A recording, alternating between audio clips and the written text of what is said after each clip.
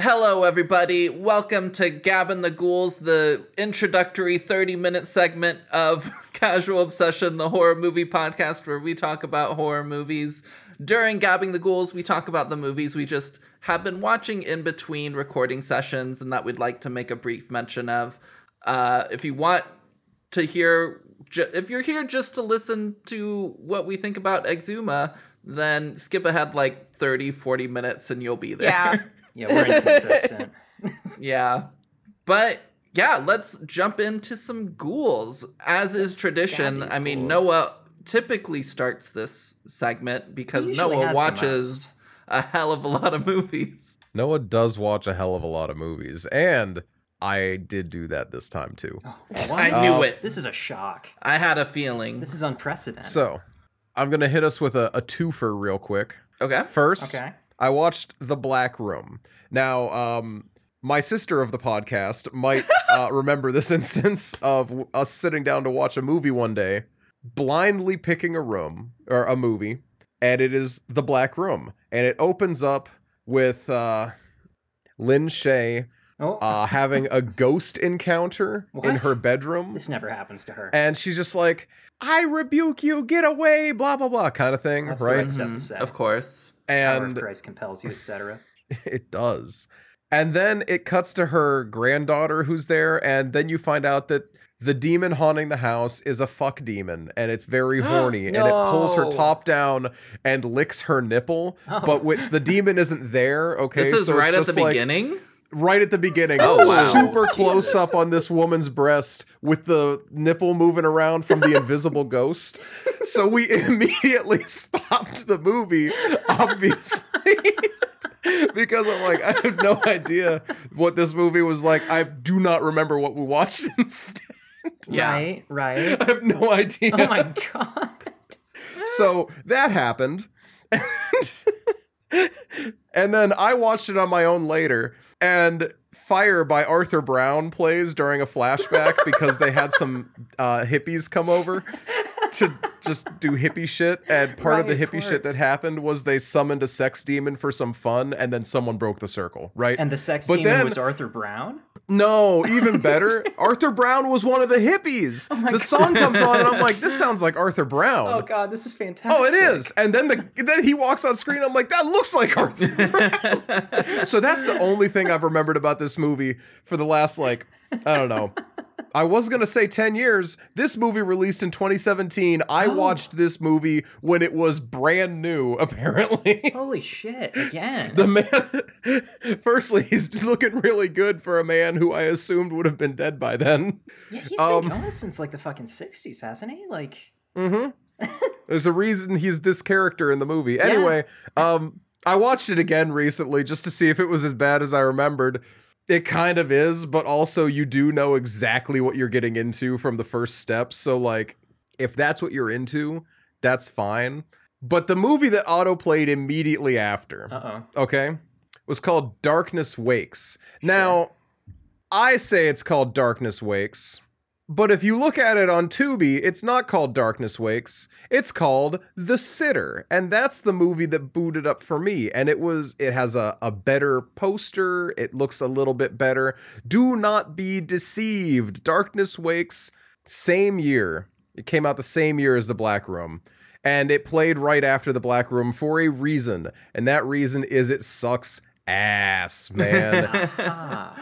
Have you seen, maybe you've heard of this one, really underground, The Boy? I've heard things about The Boy. Is that the one with the creepy doll boy? Yeah, yep. Brahms the Boy. Okay, right? I have... Yeah, Brahms the Boy. But I haven't watched them, but Piper has. So do you mind a light spoiler for The Boy? It's actually the only spoiler that could exist. Piper has spoiled the movie for me already. Okay, so for people who want to see Brahms the Boy without having it spoiled, skip plug ahead for 30 minutes. We'll be done talking about for the rest of the ghouls.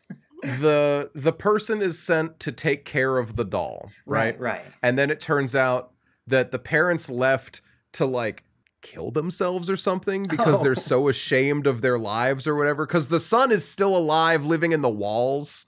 And they can't live with that anymore. Right, but they're like pretending that the doll is the son or some shit. Yes. Yeah.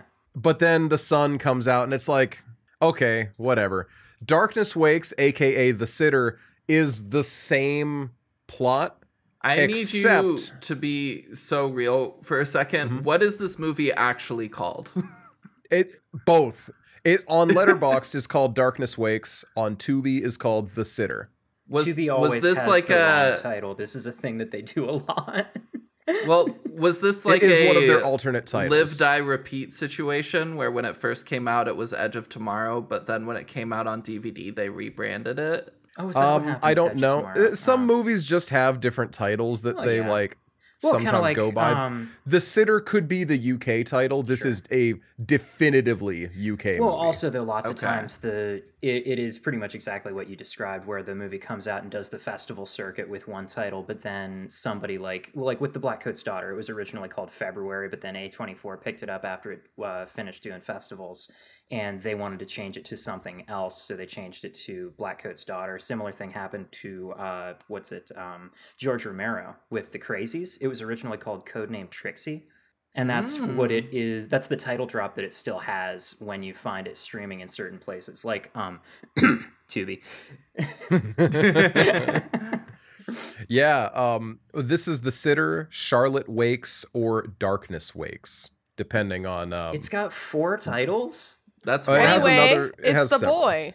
Anyway, it is the boy, except you guessed it, with another fuck ghost. Oh, nice. But this one's so much worse because it's like, this is a satanic cult situation. Sure, okay. And instead of being so embarrassed that they have been entertaining their weirdo wall son and pretending the doll is him for their whole lives, instead of that being the problem, they instead decide to go and leave to trick the girl into hanging out in their haunted house for a while so that their satanic ritual can happen. I tell you, this is a bad movie. Oh, so it's like and they just I do crossed this, it with House of the Devil or something.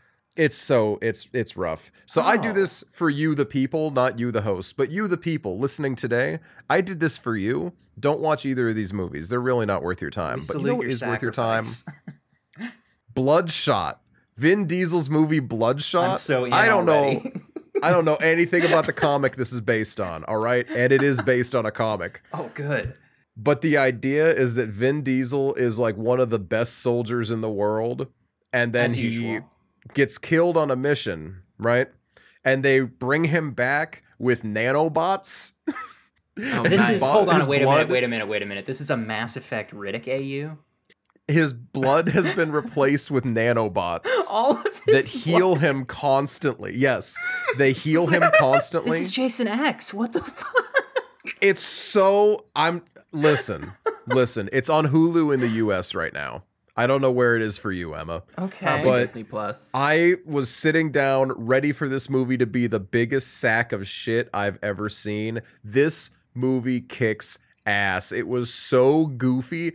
I would like to clarify, I don't know that I was fully sober watching this movie. Oh, good. It was very late at night. Sure. But this kicked ass. So much fun. I don't want to really say anything because there really is only one story beat to it. And if I tell you what it is, it will spoil the whole movie. Right. So I'll just tell you about Vin Diesel's superpowers, which is the nanobots. Yeah, of course. Nice. That's so good. That's awesome. Let's see. That sounds like it rocks. I got 2 more I'm going to more. talk about. Ooh. One that I'm going to do with Nina and one that I'll do by myself. Okay. I'm so Which one's excited Nina? for it to be one of the movies from my list I gave you of movies to watch, right? It's not. I'm trying to get him there. Someone mentioned your Listen. name, and I was like, Listen, Wait, I will really? watch the list. Yeah, no, Jackson did. former guest of the podcast. I will get to that list of movies that everyone gave me. Obviously, I just had a light wrench thrown into my life, so I didn't get around to any of them on the month that I planned to. Oh, sure. Yeah. But I will do it. Before the year's out, I will watch the entire list as it stands right now. Nice. Hell yeah. Oh, shit. I haven't Nina added to hasn't the given me list. any movies. Yeah, Jade hasn't that given mean me any it's too movies, late? so no. The two of you can still give me the movies that you owe me. Okay. Emma is set. The crowdsourcing is set. It's just Jade and Nina left. So Gotcha. keep your eyes open. I'll talk about those. Nice. But I watched Men in Black International. Sorry to hear And that. people in the Discord server might have already seen that. And it just got me thinking, because I'm like, maybe Men in Black isn't actually that good, right? Maybe my rose-colored glasses about Men in Black is the problem. No, I'm not willing to do that, because I saw a 30-second clip on TikTok after I watched Men in Black International, apropos of nothing, and it was funnier than the entirety of the new movie. Yeah. And it's so deeply embarrassing for Men in Black International. Yeah. That it got bodied really hard by a 30-second clip from the original. There's a lot of moments in this that are so close to working. And most of them, unfortunately, just don't work. There's no more practical effects. The CG is really ugly, and the jokes fall kind of flat, and the story doesn't have any sense of urgency or direction to it. And it really bummed me out, because I'm not going to lie, my memory of X-Men 3 is that it's really not good, and it felt more like a real movie than Men in Black International. Oof, that's rough. Yeah. I feel like I had a similar impression of Men in Black 3, where I was like, I didn't like this. But I feel like in recent years, as companies just have more and more relied on like CGI and kind of bad scripts, because they know like, oh, it won't matter because it has this brand on it, so it'll make money. Yeah. There's just been like a new level of bad movie. Yeah, because there's still the bad movie of days old, but any bad movie that has any connection to like Netflix, especially. Yeah. And this is with respect to Mike Flanagan, but like the Netflix dark show is such a stereotype for a reason. You can't see shit in half the stuff that Netflix puts out. And other stuff is just, I don't know. It is a real shame that so many movies are just so flat and lifeless, because it's good actors acting against a tennis ball. There's not much you can do there. At least like, and this is a terrible example, but in episode 1, The Phantom Menace, Star Wars, at least they had a Jar Jar puppet that people could talk to, you know, like the guy was walking around like, you know, so like there was something Which there. is odd, because that's like earlier motion capture performance, right? If you look at that, you look at like Lord of the Rings, they had Andy Serkis actually crawling around, acting physically as Gollum for all those scenes, even though they knew that they didn't, strictly speaking, need to do that, because they knew that it was going to come out better that way. So this is actually, and this is the same thing actually with the Pirates of the Caribbean movies. A lot of people, every now and then, you know, Davy Jones makes the rounds on film Twitter saying this is the best that CG ever looked. What happened? This was 2006 or whatever, you know?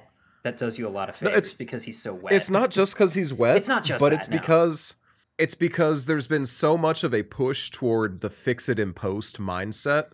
So when it was, we have these full things being shot, and when a shot is finished, it's finished. And then the CG crew comes in and cleans it up. But they knew exactly what they were doing. They had their models they were working with, and they had mocap suits that they were putting them onto. You know, they were able to focus on details better than they are now, because they had more time to work on that instead of airbrushing out 700 other issues that they're like, oh, we'll make a note to fix that later. Yeah. You know, the Henry Cavill mustache situation comes to mind. You know, it's just, you know, not a good time. That's why Ben Eller says, fix it in pre. The earlier that, you can fix problems, you know, it's a lot harder to fix issues when you're done. But if you make sure the issue never arises, do I want to be talking to this gigantic chunk of styrofoam? Not really. But it's cleaned up a lot of my mouth noises and my breathing sounds, so I do it. You know, it's just, you know, you figure out what works and you do it. Yeah, honestly. Men in Black International ends well, though. I will say that. The last 30 minutes is kind of fun, but it is like a 2-hour movie. Yeah, I don't know. Men in Black International really just overcame me with the feeling that Tessa Thompson's character was written to be two different people, and then they had a really, really hasty rewrite that they just kind of consolidated her down to one, and they didn't change anything about any scene at all. That is another issue, is that you can tell that the script on this was not that hot. Because, and this is my personal soapbox, right? the thing I like about the original Men in Black is you have the jaded veteran and the cocky new guy. But classic buddy cop dynamic. It's the classic buddy cop dynamic. In Men in Black International, you have the cocky veteran and the know-it-all new guy, and that's never been a good combo. It's odd. It's weird. People don't like seeing the know-it-all newbie, and it's especially to me feels especially devious here, specifically because Tessa Thompson is not white. So people not liking the performance about her is going to be reflected in different ways. Yeah. People are going to assume they didn't like the performance because she's not white, not because she had a bad script, because she acts well with what she's given. It's just that what she's given is dog shit. Yeah. Yeah. You know? Also, she's a woman, and people don't respond very well to knowledgeable know-it-all women. Exactly. Ever. Well, and especially because she's not even a knowledgeable character. She is a know-it-all character in this movie, and it's very disappointing. And Chris Hemsworth is very checked out as a character point. He's phoning it but in he also so hard. He's barely on screen. And she's just alternating between playing two different characters as she bounces between the know-it-all and the confident whoever the other character was. She just keeps alternating between being awkward and being super confident, and I couldn't get into the movie because of it. Yeah. But I watch current movies too. Oh. I don't just watch old shit that looks like shit. Hold on. Yeah, that's right. Because I feel like a lot of my gabs this week were bad movies. Yeah. And I do want to way. clarify. I watch good things. I'm only going to, actually, before I hit this one with Nina, I watched 8mm, the Nick Cage movie. Oh, how is that? It is good. It is heavy content. I didn't know that. I confused. So I saw 8mm. I thought 9mm. I thought it was going to be a detective movie. It is a detective movie, film, but it is about it's about a snuff film. Ooh. So be prepared for that going in. Okay. It was a little much for me to start watching at 9:30 in the morning, but it is pretty good. You got some great performances in there. But Nina and I watched Maxine. We watched a few things. Yeah. We watched a few things, but we watched Maxine specifically. How's that? I had a lot of fun with it. Cool. It was fine. It was fine. It was nowhere near as good as the first two movies in the trilogy. It's very, very clearly kind of a victory lap for the character. I had fun with it. The practical effects were incredible. The story did not wrap well. The final, the third act was a mess. But I've been hearing a lot about that third act. Uh-oh. It's just incomprehensible. It's very well telegraphed, and you're just sitting there the whole time thinking, I really hope this isn't exactly what happens. And it is. Oh. It is, but with less explanation than you even expect. Because you're like, oh, we're going to get like a reason why this is the way it is. And then they're like, no, it's just the way it is. And I'm like, they're like, because of reasons. And I'm like, anyway, the acting was great. The costumes, the 80s vibes were good. There's a kill that very clearly is pulling from Tom Savini type special effects. Cool. There's a Scanners moment. Ooh. It's really, really fun.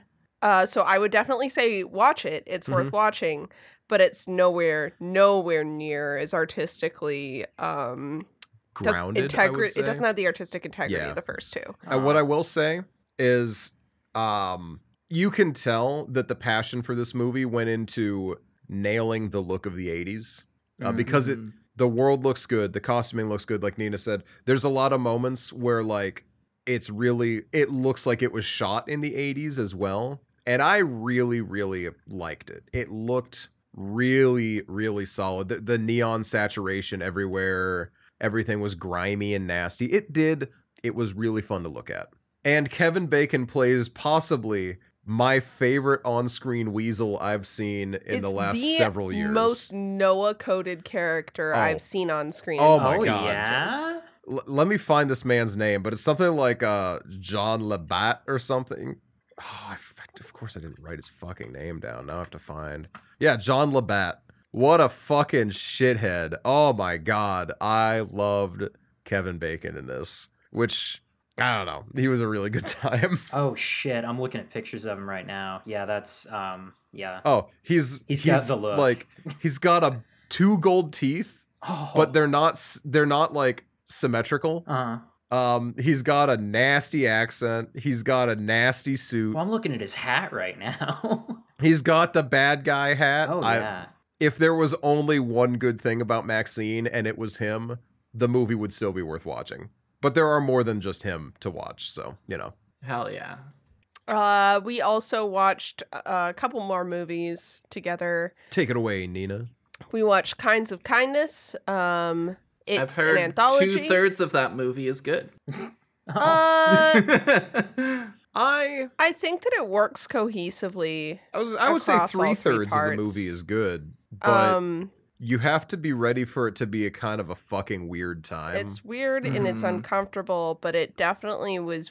I'm glad that we watched it. I liked the way that all three shorts worked with each other to affirm or kind of, what's the word I'm looking for? Expand on concepts presented in the other two. Yeah, because I did not realize it was 3 shorts initially, which was a kind of a cool surprise to get hit Jesse with. Plemons was great. It was very uncomfortable. Definitely check, like, does the dog die or something before you go in, because there's a lot of really uncomfortable topics that are broached. Like, a lot. I can't even, like, tell you, like, oh, there's just, like, the one, because every short has a different, like, weird, uncomfortable thing going on. Yeah. Like the first short is explicitly an abuse story. Yeah. Oh, there's like there's abuse, there's police brutality, there's sexual assault. Ooh. It's not good. Cannibalism. There's cannibalism. Army Hammer. There's a lot going. Ha! I honestly think tell them that they were filming. if there's a director that could work with Army Hammer after all of this, I think it would be Yorgos. So yeah, weird one. Not mad that I watched it. Definitely. It has solidified my opinion that I do want to watch Poor Things, which I've been on the fence about for a little while. Well, you know, one thing I will say year, before I talk about one other movie is that I think this is a feature.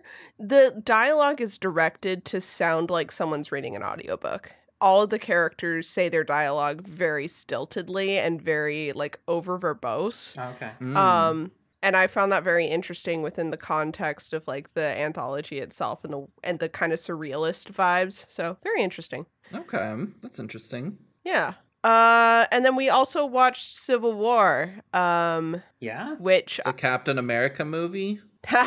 No, the one directed by Alex Garland. How was that? It was fine. I don't think that it addresses its.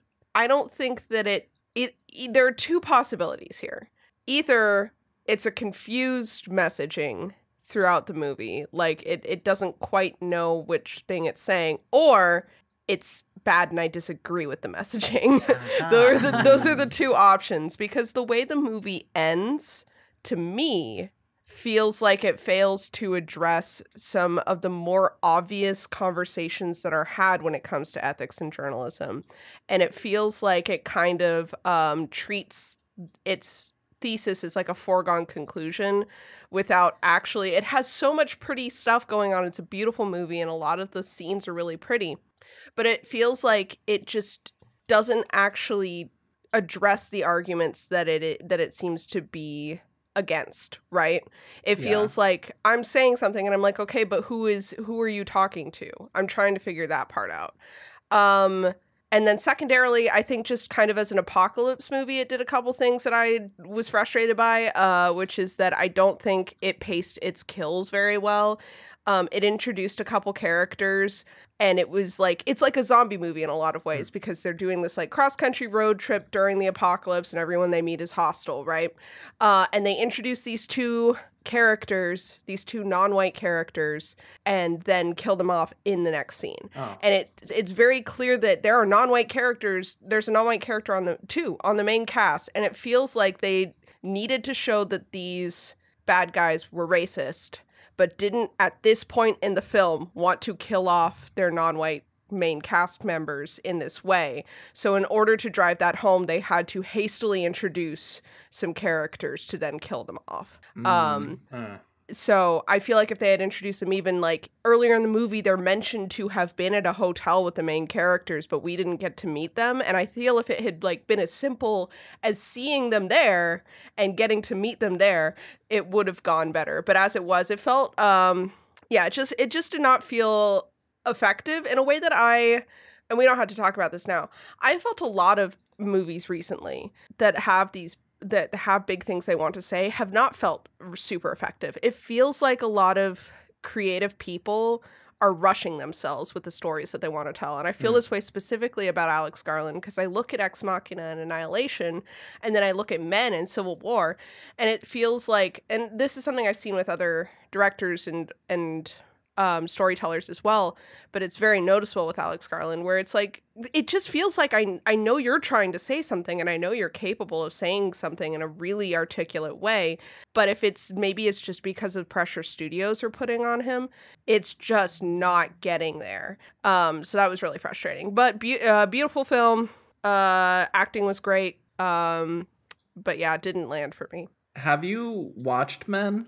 No, I heard you told me about Men, and I decided I didn't want to watch it based on what you told me. Yeah, that's valid. It's terrible. It's so bad.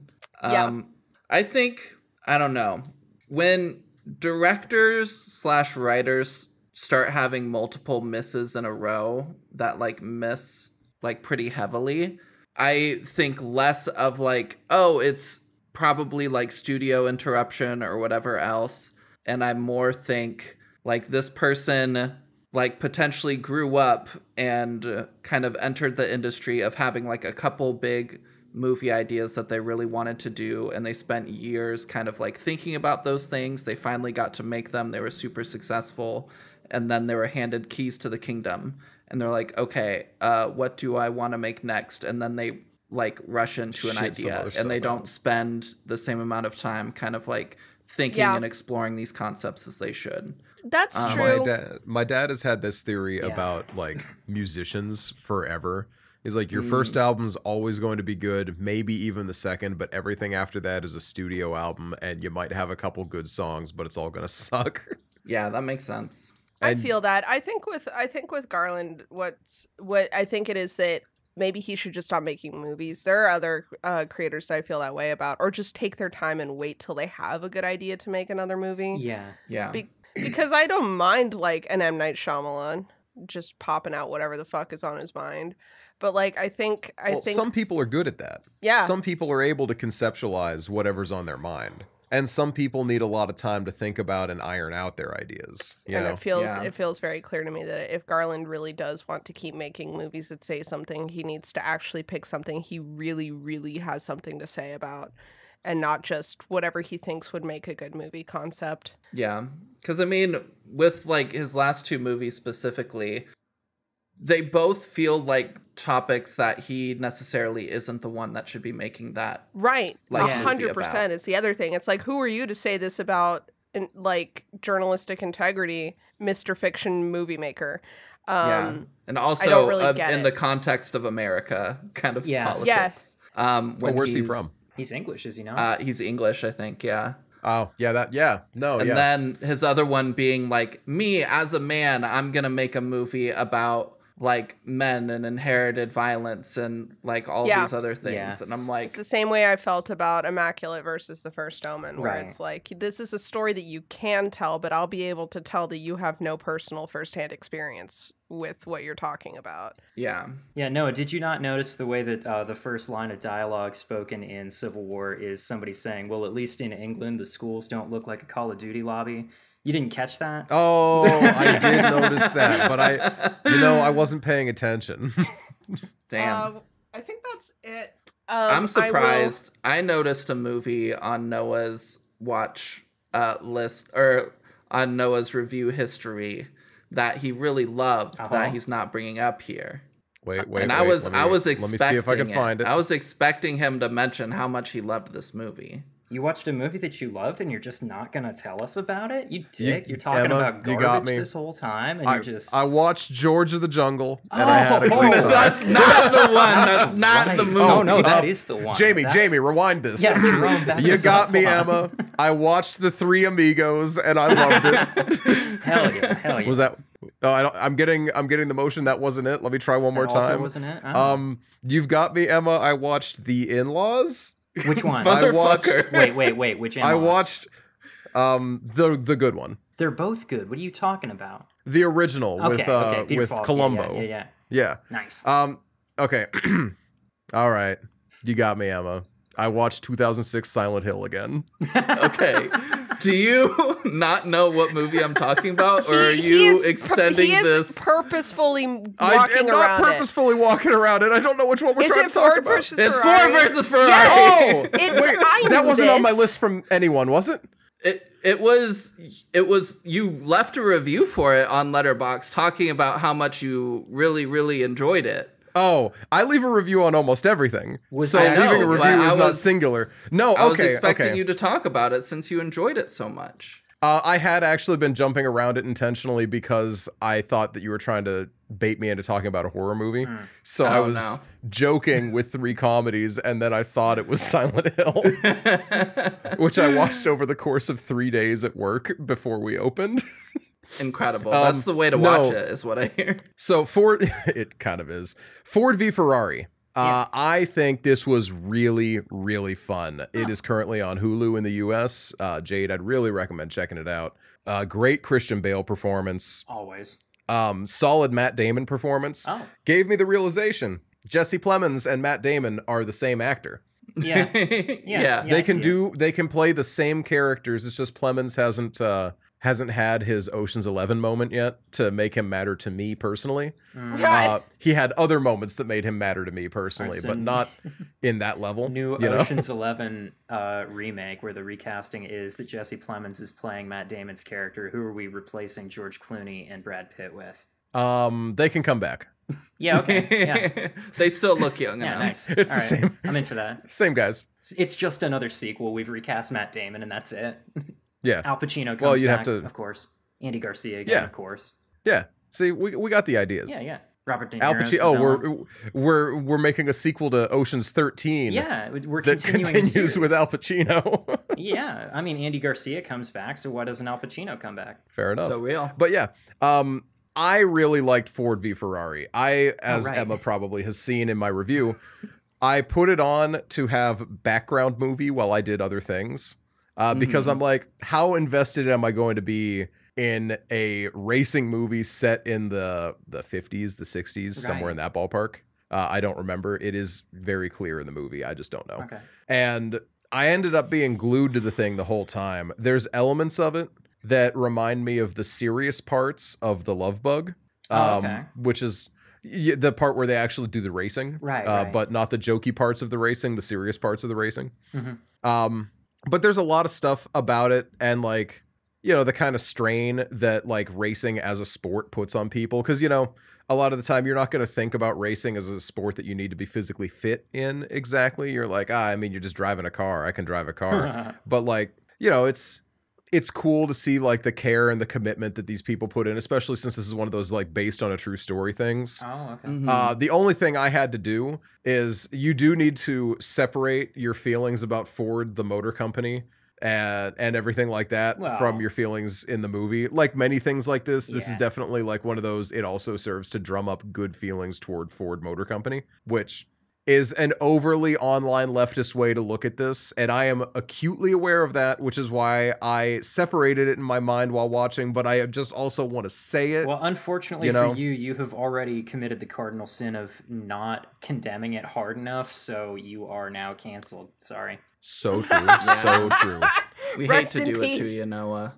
I think that you love to do it to me, actually. Grr, shaking fist at the cloud. But no, this is another hitter in my year of big cargo vroom movies. I don't know. It's really fun. Mad Max has done a number on your brain. Mad Max has irreparably damaged the way that I think. And we love it, folks. We love it. We love Mad Max. We love Mad Max. Stay tuned for my ghouls. I would very much, though, recommend checking it out. Great, cannot overstate. Christian Bale does great. Doesn't he always, makes me want to rewatch a lot of his other stuff. I love Christian Bale. He's just never bad. So yeah. Nice. That's my 40 minutes straight of not shutting up. Nice, nice. All right, my 40 minutes starts now. Timers on the clock. All right, so I've got 3. Let's hear them. One is Mad Long Max Legs. 2. Damn. We're getting to Mad Max. Hold on. Wait, where's Long Legs for me? Where did I? Oh, it was last week. Yeah, you talked about it last time. So we talked about how we left Jade behind. Yeah. I remember. So when I went to the theater to see Long Legs alone, why'd you do that? Why didn't you just invite somebody? Why didn't I? So I had mentioned last week I haven't even watched a full-length trailer for it or anything because I just trust that Oz will not steer me wrong. He hasn't yet. This man can do no wrong. Tell you what, predictably enough, I loved it. It's enough of a departure from his usual stuff, but it's still got enough of what I'm there for that, like, it's just a good fucking movie, you know? I understand definitely the criticism of Nick Cage's performance being a little bit too campy, a little bit too out there for it.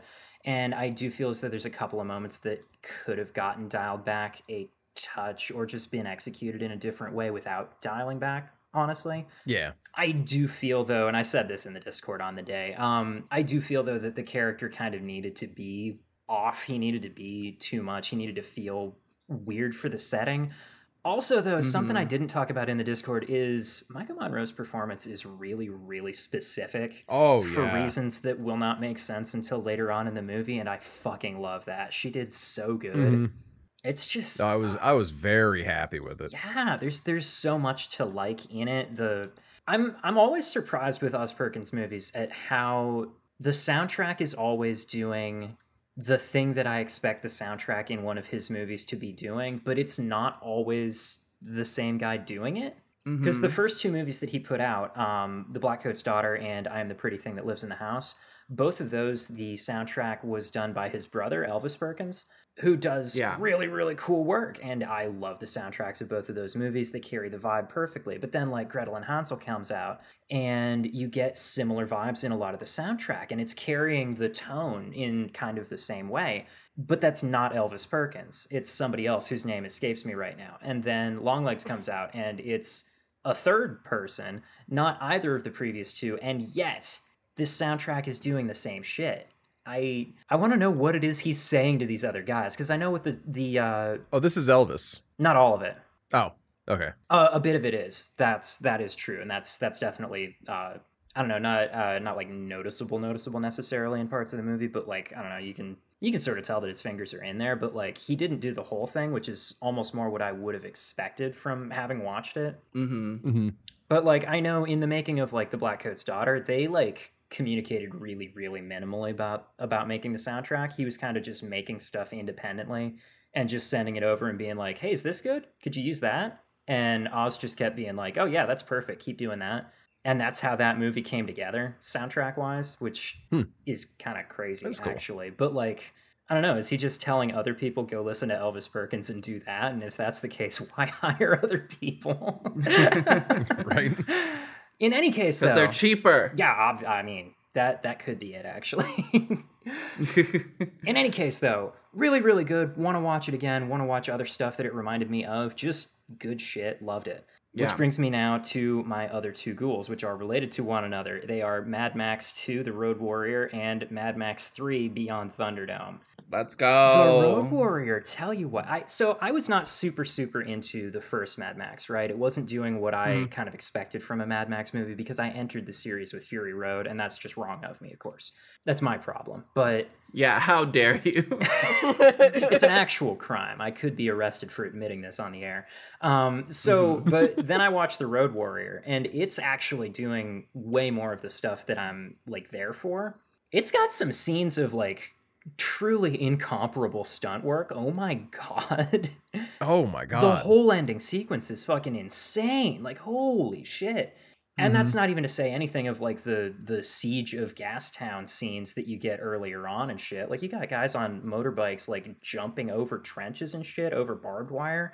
And Noah, you're absolutely right. I don't believe that nobody died making that movie because everything that happens in it is just so batshit insane. That's what I'm saying. Holy shit. God. Never has there been a man who's worked more closely with his stunt team to make sure everyone comes home than George Miller. This is definitely not true, but it's true to me. From what I understand, he does work extremely closely with them, though, right? Yeah. It's at least seems in like Fury Road and Furiosa. I mean, I've said this before, and I'll say it again now. The tanker scene in Furiosa took them 2 months to film almost. Like from planning to finish, because they wanted to make sure everything happened as safely as possible. Yeah. And that's really cool. And speaking of tanker scenes, the one at the end of Road Warrior, holy shit. Oh my God. What the fuck? I don't even know how they did some of that shit. Like, there's points where it's like, you know, you saw a shot of a guy standing on the back of a car and screaming before, you know, the semi plows into him or whatever.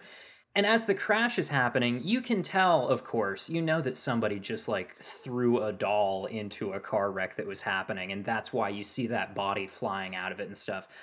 But, oh my God, the editing of it is so, like, not seamless, but, like, it's just so smooth and immersive that, like, you feel like you just watched that shit happen for real. Because it's all practical, so ultimately, in every way that matters, you did. I wish movies were still made like that. Oh my God. He's still doing the same tricks from Fury Road, where, well, I mean, he started doing these tricks earlier than that, right? Where he's filming at a higher frame rate and cutting out a couple of frames here and there. Oh, yeah? To give it a frantic energy. Yeah. Okay. You can really notice it at the beginning of Fury Road when he's in the tunnels and shit. Oh, for sure. Yeah, for sure. Yeah, but then I kind of feel like between watching Road Warrior and Thunderdome after that, I kind of feel like Fury Road, as it came out, was sort of the culmination of all the stunts and vibes that he had been wanting to do sort of the entire time. It's really neat watching George Miller's idea of the Mad Max universe kind of develop and the way that he presents it and stuff. It's really neat. So, so Thunderdome. With that in mind, they weren't Thunderdome. fucking kidding when they named that shit Beyond Thunderdome, because they do not spend very much time in the Not Thunderdome. nearly enough time in Thunderdome. I don't know why that's in the title of the movie, actually. I would have called it Bartertown or some shit. I guess that's why I'm not the one naming these things. Beyond Bartertown, because they don't spend enough They fucking don't spend time there all that much either. time at Bartertown either. Okay, so the biggest impression... I would have called it Mad Max and the Annoying Children Cult. Yeah, honestly. Okay, so that's kind of my biggest takeaway from having seen Thunderdome and also, you know, Fury Road and Furiosa. The biggest thing that I'm starting to get from having seen all the Mad Max movies at this point is George Miller will just make a religion out of anything. Oh, yeah. He's just like, I can make a religion out of cars. I can make a more specific religion out of motorcycles. I can make a religion out of some guy named Joe. I will make a religion out of a plane crash. I'll make a religion out of using pig shit to produce electricity. I'll make a religion out of using that electricity but denying credit to the guy who makes it. To be fair, though, humans also very good at making religion out of anything. George Miller considers an apocalypse scenario, and he says, what are people sure to do? They're sure to make religions out of things. I can make a religion out of a guy who calls himself the toe cutter. Yeah. I love that. I can make And a that religion out of is me gasoline. loving the toe cutter.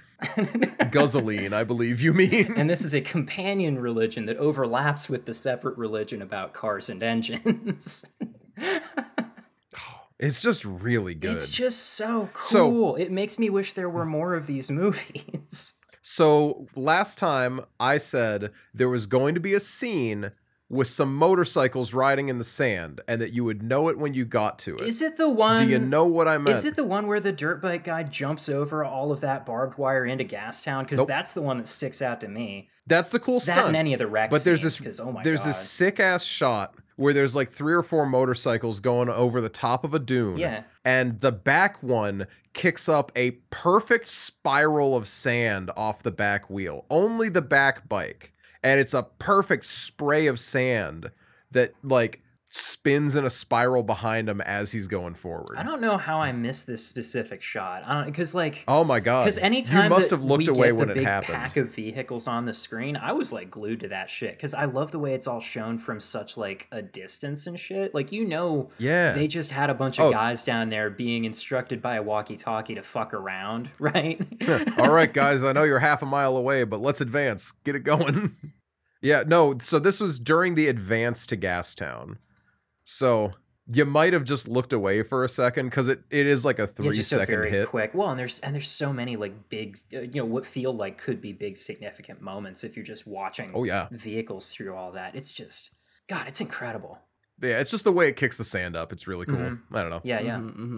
Is that it? Is that all your ghouls? Is it all my of turn? my ghouls? I'm a little bit short on ghouls again this week. I wasn't going to be, but then I ended up out of town for like 5 days at a wargaming convention, so not a ton of time to watch movies during that time. I don't have many movies either, so that's fine. Okay. My 2 movies, I'm tossed up for which one I want to talk about first, because I have a good movie and then a very bad movie. Ooh, let's hear about the bad one first, I think.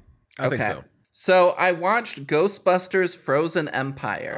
Oh my God. Yeah, the second movie of the newer Ghostbusters franchise. And boy, it was really bad. I wish that was a surprise. I heard that the new Ghostbusters was okay, and I heard that the second one was really bad. Yeah, and by okay, I mean like Men in Black International, not okay like a good movie. Right. Yeah, so the first one was okay. It was like, for most of the movie, I was like very much enjoying it. And I was like, this is pretty good. I'm like having a good time with this. This is like a solid start to like a new reboot of this franchise. But then towards the end, they're like, we're going to throw in all of the legacy characters, all of the references to the old movie. And it just like tanks the vibes of the movie entirely. And so it ends on a really sour note. The second movie, I was like, okay, you've got a legacy sequel. Of course, in the first movie, you have to put some of those references and things. I feel like it ruined that. And kind of like soured the movie for me, but you have to do it for the first movie. Hopefully for the second one, they've moved away from that and they're more gonna let like this new kind of like generation like take the reins and continue forward into like the story that they're gonna explore. That didn't happen. For one, if you saw the trailers for this movie, congratulations. You've seen the last 20 minutes of the movie, because all of the footage from the trailers that they used is literally from the last 20 minutes of the movie. Wow. What does that mean? It means that this is like an hour and 50-minute long movie. So for the first like hour and 20 minutes, it's very meandering. Nothing's really happening. It's really like cringy and awkward and weird. Spoiler alert, that doesn't really matter. They have Camille Nanjiani playing a like burnout, like loser, child of immigrants sort of story, where it turns out his family are like basically firebenders, and it's just really weird. But also I'm like, why is Camille Nanjiani playing this character? He's like 50. This should be played by somebody in like their 20s. Yeah. And it's so awkward and weird and bad. It's just really bad and cringy. And it makes me sad because I'm like, you have a great, like the Ghostbusters franchise, I feel like you can do a lot of good with. You could just have it be like this great intro into the horror genre of like have a couple notes of horror in there, but largely have it be kind of like a comedy action sort of thing where you have these like likable characters that are just investigating ghosts and stuff. And then in the last like bit, they have their big confrontation with the ghosts, and there's some scary stuff in there, and it's like, ooh, scary fun. But no, they just want to fuck it and like constantly have the legacy characters in the entire time, making the movie provably worse. And it's rough. Love that. It's rough. So they give so much time to the legacy characters that literally only one of the characters from like the new generation gets any significant screen time in this movie at all. Is it Finn Wolfhard? No, it's not Finn Wolfhard. It's McKenna Grace, who does really well in these movies. But that's not enough. But it's not enough. I think they recognize that like she's kind of the heart of the new generation, and that she needs screen time and like she could be something, but they're just so obsessed with also being like, look, it's Bill Murray and he's like too cool and doesn't want to be here. And it's frustrating. Mm-hmm. Having a movie ride on Bill Murray worked in the 80s and 90s. It doesn't work anymore. Yeah, it's just bad. So that's I could complain about it a lot. That was actually going to be one of the questions I was going to ask, because one of the things that smarter people than me have talked about the failure of the new Ghostbusters movies is primarily around the fact Ghostbusters was a comedy. Like, the original Ghostbusters wasn't this deep, introspective, like, the real ghosts were family kind of thing. The original Ghostbusters was Bill Murray trying to bang the girls that he's bringing in for his psych evals. Yeah. And he was just a piece of the shit. joke being that he's a big sleaze bag. And that, like, the movie's a joke movie. You know, like, there's a lot of comedy in it because it's, like, a comedy. 4 big comedy names acting in a comedy. And that every reboot, with the exception of the failed female Ghostbusters reboot, everything else has tried to play it super, super straight. Yeah. And so that's continues to be an issue with Frozen Empire. Largely, I would say yes. There are moments you can tell they're trying to be funny in this movie, but it does not land at all. Oof. That sucks. Nothing worse than a movie being not funny when it should is trying to be funny and really not. Yeah, they have my favorite comedian in the world right now, James Acaster. Oh, always. In this movie. It's his first acting role, and he plays the like serious, kind of angry, bitter, like electrician helper to that's good the casting for Ghostbusters. him. Yeah, that is good. He has maybe like one semi joke in the movie, but the rest of the time he's just like cranky, but not like not even funny, cranky character. It's just like a kind of cranky character. God. And I'm like, why the fuck would you have James Acaster play this character? Honestly, it's just so frustrating. What I want for him as an acting gig more than anything is I want them to start making James Bond movies all the time again, and I want him to play Q. That'd be amazing. That would be fucking perfect for him. I would be a good Q so much. He could be M as well, but like ideally he should be Q. Yeah. So that was Ghostbusters. I gave it 1.5 stars on Letterboxd. That's generous. Congratulations on being below the curve. It is a bit generous, honestly. I could probably drop it to 1. I don't know. I have a thing for when I see child actors in a project that I really like, and I see them like acting as they grow up, I'm like, I want to root for this person. Right, yeah. And that's McKenna Grace right now. She's been in some like projects and stuff. Obviously the first one I saw her in was Hill House, and she did great in that. And so I'm like, oh hey, she's still acting. She's in this big franchise. That's awesome. Go McKenna Grace. Cool for her. Then it's just such a bad movie. I'm like, God damn it. Sucks. But the other movie I watched was Deadpool and Wolverine. Oh. I saw that on Friday. Yeah. It was a really fun time. It's really interesting. It seems like a lot of online critics really hate the movie, and then audiences really love the movie, which is obviously not the first time this has happened. But Venom. because it's such a brand new movie, I don't want to spoil it or say anything or say too much. Yeah. But as I was scrolling through Noah's Letterboxd reviews last night, I found Twitter Brandon's Letterboxd account. And so I was looking at Twitter Brandon's Letterboxd account, and I was like, oh, I wonder what he's got to say on certain movies. And I saw he had seen Deadpool and Wolverine. Yeah. He rated it 0.5 star. Ooh. Oh, he hated it. He hated it. His review was pretty scathing. He was like, this entire movie just feels like a tone-deaf victory lap for Marvel over them celebrating that they bought Fox. And I think that is a completely incorrect, view of the movie. I think it is much more a love letter about kind of all of the Fox Marvel movies and saying goodbye to those. And I think it was a ton of fun. It was a great time, and I had so much fun with it. Okay.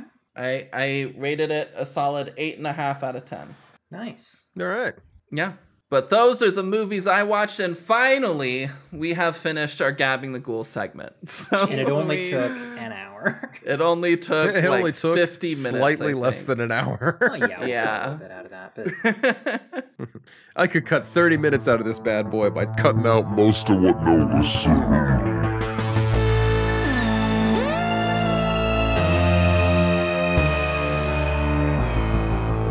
Welcome to Casual Obsession, the horror movie podcast where we talk about horror movies. Thank you so much for sticking with us through that hour-long Gabbing the Ghouls. We appreciate and love you. I, of course, am Emma. I use they, them pronouns, and I'm one of your hosts for this week. Jade, who are you? who am I? That's a great question. I'm Jade, your other That's host. been like an hour talking about who you are. I'm Jade, your other host, and I also run a they, them rig. Let's go. All right, let's hit it up with our other they, them, Nina. That's me. I'm Nina. I'm here. I use they, them pronouns. Iconic, incredible, the thank least you. binary And then podcast the you're gonna odd listen one to. out, Noah. It's me, Noah, the dude guy. Certified dude. Mr. Dude Bro. Mr. Yeah. Dude Bro himself. My pronouns are dude and bro. But yeah, I go by okay. he, they. Perfect.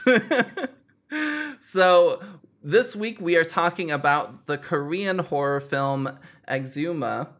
This came out this year, 2024. I had seen a lot of people talking about it on TikTok a couple months back, and I decided to watch it a few weeks ago and really enjoyed it.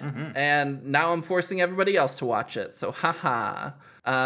In between Gabbing the Ghouls and this, we were joking about this being the second movie about Japanese imperialism that I've forced the others to watch, with the other one being The Wailing, of course. And you're correct. Yep. This one is a lot more fun. The Wailing this is definitely a great much more time. depressing. This one had some moments where I was like giggling. Well, the that vaping geomancer is really high up. I The love man's how a he just geomancer. constantly has that thing in his hand. He's never not vaping. It's so good. The voice act, I will have to talk about. I'm so excited. The Exhuma, obviously, or not obviously, but of course, is about obviously. If you don't know, you're dumb. Cut that. You know cut what? that, You know Jade. what? We're not even gonna say it at this point because if you don't know, then Yeah. that's your fault. Anyways, Yeah, that's moving your on own with fault. the rest of the podcast. So Exhuma is about this family in California who are Korean immigrants. Their family starts being haunted by an ancestor.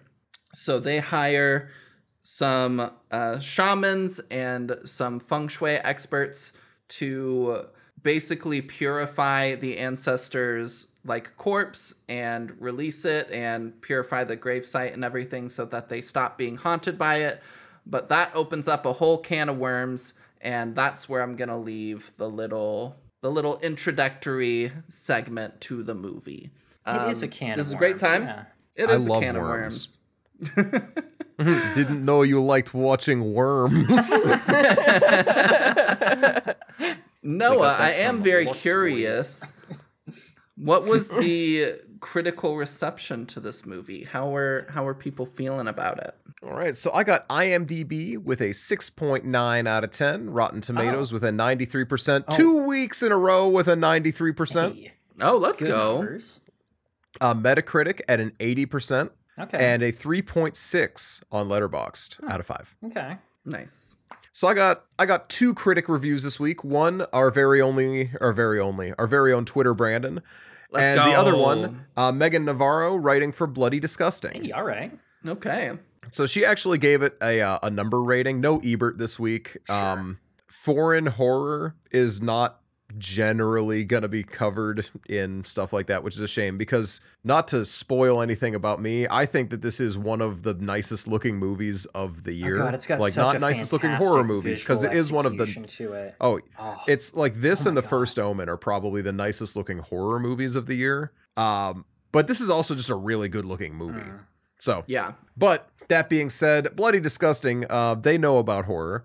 They might be a little bit biased, but that's okay. They know a thing or two because they've watched one or two things. Bloody Disgusting is the group that puts on VHS. So, they know some stuff. Meagan Navarro's review.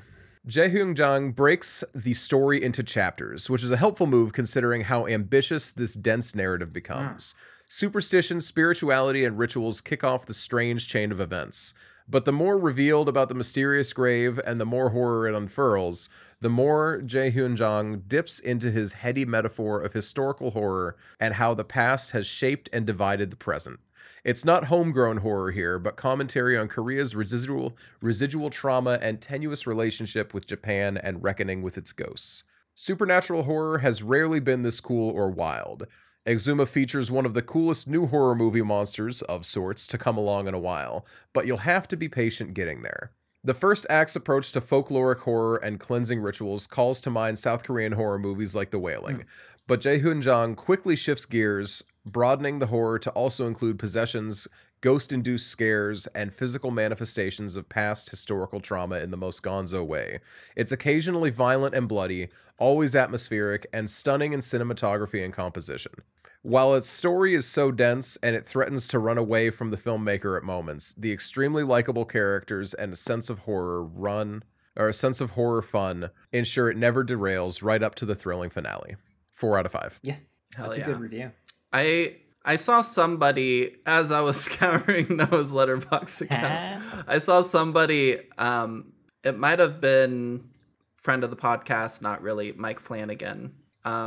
It might have been somebody else, but I saw somebody mention that like the first half of the movie is very much similar to The Wailing in tone. Oh yeah. And then the second half like shifts and feels very much kind of like a more like serious version of Ghostbusters. It does that. Very much, yeah.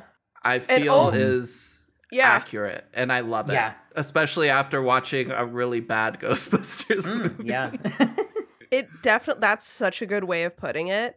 It's incredible. Yeah, I fully agree. Yeah, it's with a that. set of Super like fun. Ghostbusters / Exorcist characters who are just really fun to follow, and they go through the whole process in such a I don't know, just such a cool and I detective kind of way. When we get into it, I love a lot of the folkloric ways that they deal with their ghosts versus how a lot of Western like ghost dealings are. I love it. I can't wait to talk about it. I'm gonna laugh if what I just said was actually from Brandon's review. That's it was and I spoiled it. Okay, thank God. I was like, I don't think this was from Brandon's, but oops, if it was. Maybe. I don't know. There's a lot of people that have compared this to serious Korean Ghostbusters. Yeah. Well, I mean, that makes sense. We've seen enough Korean hauntings at this point between The Wailing and Ganjam, right? Like, we're all seeing the kind of parallel that you can draw, aren't we? Do-do-do-do-do-do. Yeah, like it's and just... no more, so we don't get in trouble. All right, but what did Brandon say?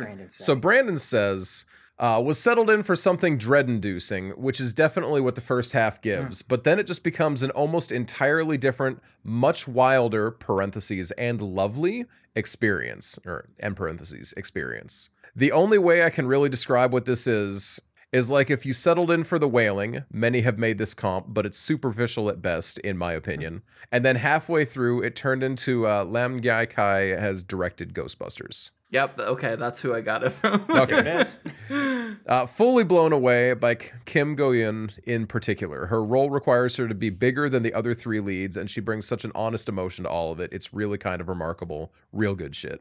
Yep. She's the type of character I really, really want to see more of. God, yeah. All of the actors do incredibly well, and I think the chemistry of like the main team is spectacular. Yes. But she in particular is just outstanding. I love her monologue at the beginning. I love like Song-dok's monologue that he gets after that about being a geomancer as well, but like she kicks the whole thing off so well. I love how it's not, we'll get into it, but I love how it's not the stereotypical story of the like the old head and the new. You have someone who's young, who's studied a lot of really like traditional stuff and is very good at that. And then you have an older person who is very into like his thing, but doesn't seem to like judge her, and she kind of sees him as kind of a loose cannon in a lot of ways. And I really enjoyed their relationship. They're like I'm excited equal to talk experts, about it more. just in separate but overlapping fields, and that gives their dynamic a way better feeling than an awful lot of similar. It's so much more interesting than the obvious way to take it. I almost brought this up when we were talking about buddy cop dynamics back in the Ghoul segment, because like this manages to dodge that in the best possible way. Mm-hmm. But what did you all think about the movie is what I want to know. I actually wanted to do one more Brandon thing. More Brandon. Oh, okay. Because right now, what Exhuma did Brandon think about the movie? I know, right? Well, right now it's listed as number 22 out of 76 in his favorite movies of the year. Like he's ranking everything from this year that he has seen so far. But I'm trying to scroll back far enough because he has put out a list recently that is specifically just his favorite horror movies of the year. And I want to see if I can find it quick. And if I can't find it in the next like 5 seconds, I don't think you're going to find it. I think I'm going to find it. There is an awful lot of Horizon on here, but that's okay. We are almost there. There's Thanos with his ass out. Nice. We've got to be close. I don't know why that's there. Here we are. His top 8 horror movies of the year. All right. Exhuma's number 4. Yeah, okay. So what's above it? What are the top 3? Chime, The First Omen, and In a Violent Nature. I've heard some violently mixed reviews about Violent Nature. It is a movie where it seems like they don't cut, is from what I've heard. Yeah. Is it's a lot of watching the guy walk from A to B. I love Brandon. He says, I wasn't sure if Love Lies Bleeding is considered straight up horror, but it's a step above if so. He mentioned some other ones in there too. But I think that's very funny and very true. I don't think Love Lies Bleeding is horror. I think it has some surrealist elements and stuff. But I also agree it's probably better than most of the horror movies I've watched that came out this year. Yeah, that makes sense. Well, that's just anyway. We've also really watched good, some dog shit So, this year. Yeah. Our ratings. I really, really liked this movie. I want to watch it again for sure before I decide like my big feelings on it, because my impulse is an 8 out of 10. But I feel like if I watched it knowing where it was going and kind of being there for the characters and the tone to pick up on the little things a little more instead of spending most of the run of the movie wondering where it was going, then I might move it up to a 9. So I was thinking similar things actually, because my rating as it stands is also an 8 out of 10. And I was telling everyone before the recording here, Jade, you might not have been here yet. I did fall asleep at the end of this movie, and I missed a majority of the last 30 minutes. Oh my God. Right? Oh yeah, you know, the huge he finale. was really tired. It was after Jade, be disappointed. Oh, you've got to go back and watch it while you're awake. Get him. Holy shit. Oh my God. Hey, I'm a professional, okay? I'm not going to come in here with a half-baked movie review. I watched the rest of it this morning. Okay. Yeah, so I rewatched it this morning to catch everything that I had missed, and it was really a solid ending. I almost wanted to watch the whole movie again from start to finish, but I did not want to commit to watching an 2 hour and 15-minute movie. It is a significant recording today. today. It is. A commitment that I was willing to make. You see, I watched this movie last night, and then today, let's go. I decided to do because like you know, it's got an awful lot of like, you know, references to the shared history of Japan and Korea in it and stuff. There's a number of like religious things referenced and stuff. Certain temples are name dropped and stuff like that. So I did a cursory amount of reading to try and catch a little bit more of what was going on with that. And then I watched it again, and this movie's so fucking good. So I didn't quite get all the way to the end of the movie at the point where I shut it off. Actually, that's the reason that I was a few minutes late joining this recording session. Actually, I was trying to finish the movie, but I kept having to stop it to write down more detailed notes than what I had last night. I'm I love it. Giving it at least a 9. There's a big piece of me that wants to go all the way to a 10 because this movie is just that good. I do feel still as though my like historical and cultural knowledge is not what it ought to be in order to fully appreciate this movie. So I am sticking to a 9.5 as a compromise between those two numbers. This movie's fucking good. I love it. It's got a fantastic visual sense going into things. The effects are fantastic when they choose to do things with them. All the props are just really cool looking. We got some great looking coffins in this shit, and I love a good looking coffin. Yeah. We got some really nice, like, underwhelming shots of things that turn out to be significant in the narrative. We got really built up shots for things that are just kind of nothing. We've got a lot of just well laid out, good looking shots of things. There's this one scene where it's a bunch of cars just driving on a bunch of mountain roads through the woods, but it's from a distance, so all you're really seeing is the light of their headlights as it hits all the trees over the cliff. It just looks so fucking good. Oh my god. And then the slight spoilers, the fireball, oh my god. Every time the fireball looks so really good. Holy shit. There's so much to love about the way that this movie looks, and on top of that, the soundtrack fucks. There's nothing I don't like in this thing. Yeah. Well, I talked about what I rated the movie on the last episode. So, slight spoiler on that, but I can talk a little bit more about it here now that we're officially having an episode. And Jade, I'm so glad you brought up the fact that all of us are not Korean. It feels we do worth not mentioning. know, or Japanese. Yeah, neither. We do not know a whole lot about Japanese or Korean culture. And so I have done my part, and I have done a good bit of research into like the specific cultural references that this movie makes. And I'm excited to talk about all of those things because it just makes me enjoy the movie more. I really loved this on a second watch. Last time I gave it a 9 out of 10. I think I'm bumping it up to like a 9.5 or a 10 out of 10. I'm not entirely sure yet, but it's just such a good movie. It's so good as just to kind of like sit back, let yourself be absorbed in it, and go for a wild ride. Yeah. And it's very much a movie that has more to offer when you already know what's going on in it. Yeah. And I don't know, it's just such a fun time. It's just so good. There's so many like cool little details that like on top of it being cool to like see and experience, but also as somebody from outside the culture to like go and research and like learn about. And I've had a great time with it, and I'm glad everybody enjoyed it. It's always nerve-wracking when you have a movie really like and you share it with everybody else and you're like, will they like it? Will they hate it? Especially last night, because as I was doing research, I went to like this Reddit discussion about the movie, and most of the comments were about like, oh, this movie was so bad. And like, it wasn't one of my biggest like annoyances with the horror movie audience is people will complain if something isn't scary. And I'm like, it doesn't have to be scary to be good horror. Not the point. It's okay. It's not the whole point. That said, this movie kept me on edge pretty consistently.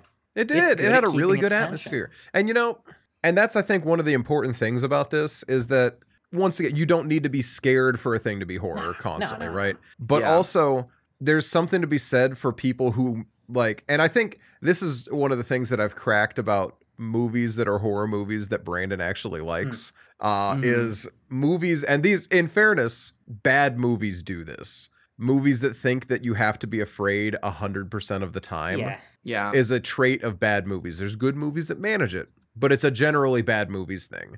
And, you know, it's the highs and lows logic. You know, something will never be a 10 out of 10 scary moment if you don't have a 0 to compare it to. Yeah, you need ups and downs. downs. Good things aren't as good without bad things. It's like Bob Ross said, You got to paint the happy little tree so that when you make that fucked up little tree, you know the happy tree's happy. Yeah, it's like that time that Bob Ross said I'm going to paint 500 happy trees and then 500 sad trees to make the happy trees look happier. And here's how I'm going to arrange them is happy, happy, sad, sad, happy, sad. Yeah. Yeah, I remember that. He said that all the time. Yeah. But such a great time. So I was, especially after reading that, because we're all from outside the culture, I was worried that all of you would think it was stupid. Oh no! It's got such very specific things that it's like pointing at that, like a lot of like the the imperialism stuff and all that kind of thing, like didn't even go over my head because the way that it's presented makes it so clear that it's just like, oh right, okay, yeah, their grandpa was a Nazi and that's why he got buried in the bad grave or whatever. That's and how I think it looks also as the movie's developing, at least, blah blah. And this is, I would say, a light retraction to some statements we made during The Wailing when we're like, I feel like they're being racist in this movie. Makes a lot more sense with like any cultural knowledge, something that we probably... okay, we did mention it when we talked about The Wailing. Yes. So I don't think they... Okay, sorry. I was just going to say... I think they were agreeing. No, right? I was mid-sentence. I hadn't finished my sentence yet, and I was getting an addendum on it. I just want to finish the sentence first. Sure. Is that what we were saying? I'm not anything about what the movie was saying, but that we were approaching it in a much more confused spot where, that was a history thing that we touched on briefly, but wasn't as much of a shared podcast knowledge as it was going into this one, which definitely, for me, helped the situation. I'm sorry, go ahead. I was just going to say, I don't think it's as confused as you're maybe remembering it being. I think if we listen back, I remember the conversation being a lot more culturally aware than I think we're afraid it was. I remember us considering tagging the episode with content warning racism because we weren't sure. Well, they do like borderlines call the Japanese guy slurs every time that they talk about him in The Wailing. I think that was more what we were that's about. the other thing is that The Wailing is, there is a to the structure of the movie, there is a real human Japanese person that they are talking about when they are talking about the nature of like the race relations and within Korea. It's much more, or the xenophobia and whatnot, and the past cultural relationships between the two countries. There's a lot more human relationships in that, whereas with this one, it's booyah, there's an evil samurai ghost. Which is completely different. So I think that's part of why it's going to be easier to talk about it in this movie, is the way that it is presented and discussed is a lot easier to talk about. Yeah. That and the historical references are just so much more specific. Yes, it is very clear what the movie is talking about. It's much more, it's not as metaphorical. It's very literally, this is an evil samurai ghost. Created by an evil monk who may or may not be a and it's implied. Well, we're not in the spoiler section yet. Let's be careful. I'll bleep that out. Sorry. I'll censor that. But let's move on and talk about some content warnings for the movie. Let's go. Noah, you want to lead us there? All right. So what I got written down right here. We got vomiting. We got fascist ghost. We've got dead animals. We got possessions. We got child endangerment. Not necessarily in this order. It's all in there, though. This is just kind of what we came up with as we were going. There's several rituals that use horse blood. Oh, that's true. Yeah. I think they kill a so couple in of addition chickens. to, they don't really show it super explicitly, but it's happening. Well, yeah, but like in addition to like the dead animals they angle do just dump of what actually happens, horse blood does get dumped all over the place twice. So Emma's coming in with our not spawned pepper. Let's go. What's up? I'm realizing it would have been funnier if you had heard me say that you came in with not spawned Dr.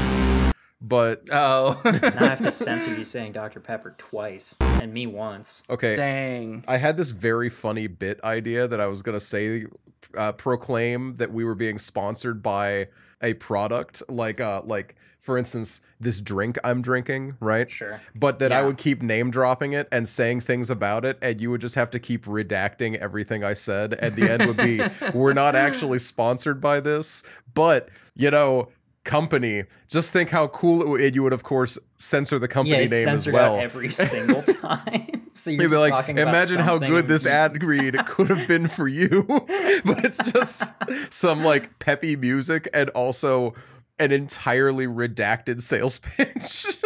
Yeah, they could have made so much money from the 400 viewers we had last episode on YouTube for some reason. And that wasn't an abnormal spike in views or anything. That's consistent. No, we're just always that. That's so normal for us. We always get those numbers. Constantly.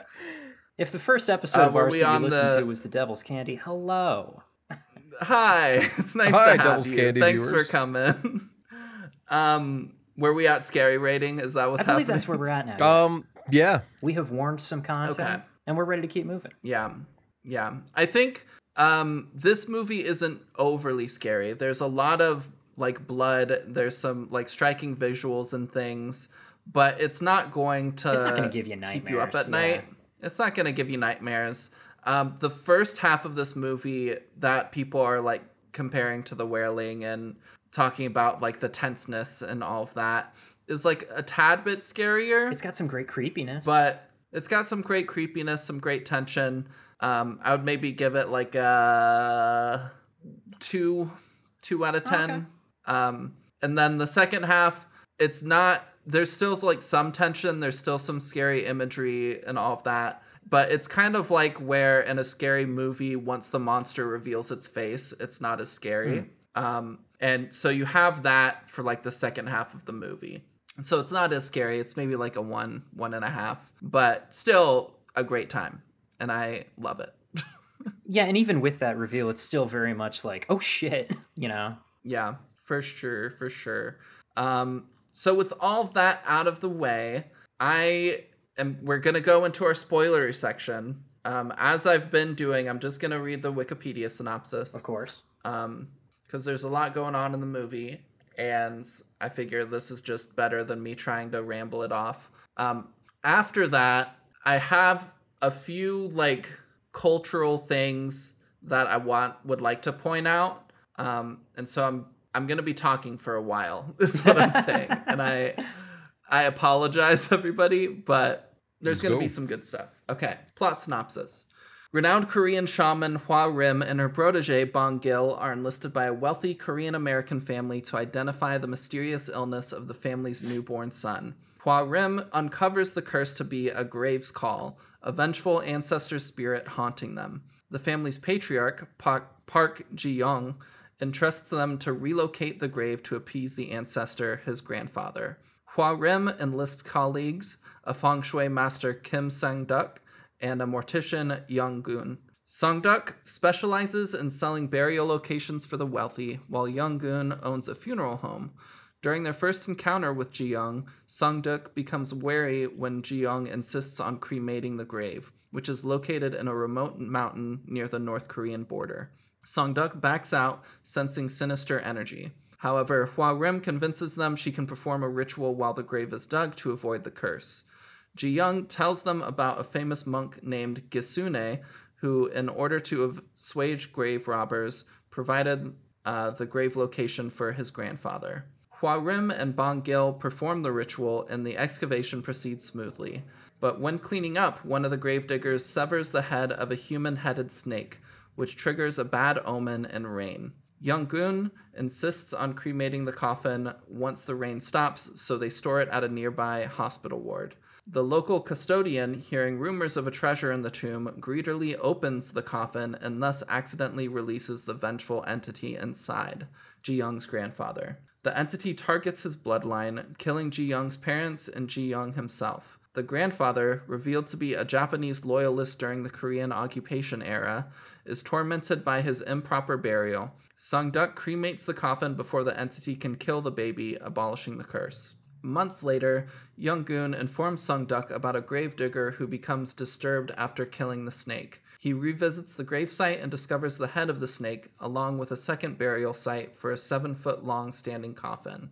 He enlists Hwa Rim, Bong Gil, and Young-gun to dispose of the coffin. The four excavate it and rest at a temple where Hwa Rim learns about Gisune, who turns out to be a powerful Japanese shaman named Murayama Junji, who has the moniker of the Fox. That night, Bong Gil witnesses a ghoul killing the temple priest and the local pig farmer along with his pigs. Hua Rim and Bong Gil find the coffin ripped from the inside, and Hua Rim is ambushed by the ghoul, who is revealed to be a samurai. Yong Gil gets injured and possessed, and the others witness the ghoul turn into a ball of fire flying back to the mountain. Hua Rim investigates the ghoul's origin through the possessed Bong Gil. Song Duk returns to the grave and finds the samurai dormant on the coordinates written on the grandfather's tombstone. It is revealed that during the Japanese occupation of Korea, the Imperial Japan ordered their shamans to put multiple large iron spiritual stakes throughout the country to disrupt the country's life force so they could easily rule over the occupied Korea. He discovers that the supposed grave robbers were Korean patriots attempting to unearth and remove these spiritual spikes in Korea, and the samurai ghoul is actually the guardian spirit that was tasked by Gisune to protect one of the spikes. Songduk, Hua Rim, and Yongjun devise a plan to unearth the relic when the creature rises after midnight. Hua Rim will distract the samurai while the others dig the grave. A vision reveals the fox embedding a katana inside a decapitated samurai's body, turning the samurai into a ghoul, and Ji Young's grandfather's grave serving as a cover for the relic. Sungduk realizes that the samurai himself is the Iron Spike, and since he is represented fire and feng shui, he must be vanquished by the element of water and wood. Sungduk and then uses the wooden pickaxe drenched in his own blood to successfully vanquish the samurai spirit. Injured, he faints but later regains consciousness at a hospital with the others by his bedside. A few months later, the group attends Sungduk's daughter's wedding together, and they have like a happy little time. So that's the Wikipedia summary. There's so much cultural context in this movie that like obviously this doesn't touch on.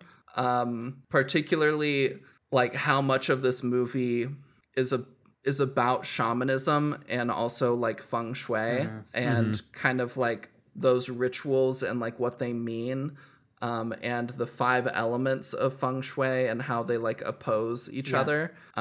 All very important. It's kind of hinted at in that last paragraph, but the movie makes it very obvious from the beginning. As soon as Songduk is introduced, he does his "I'm a geomancer" monologue where he describes all the feng shui, like Taoism stuff. Yes. So a few things, and again, I'm going to be talking for a long time, but hosts, pay attention because this is good shit.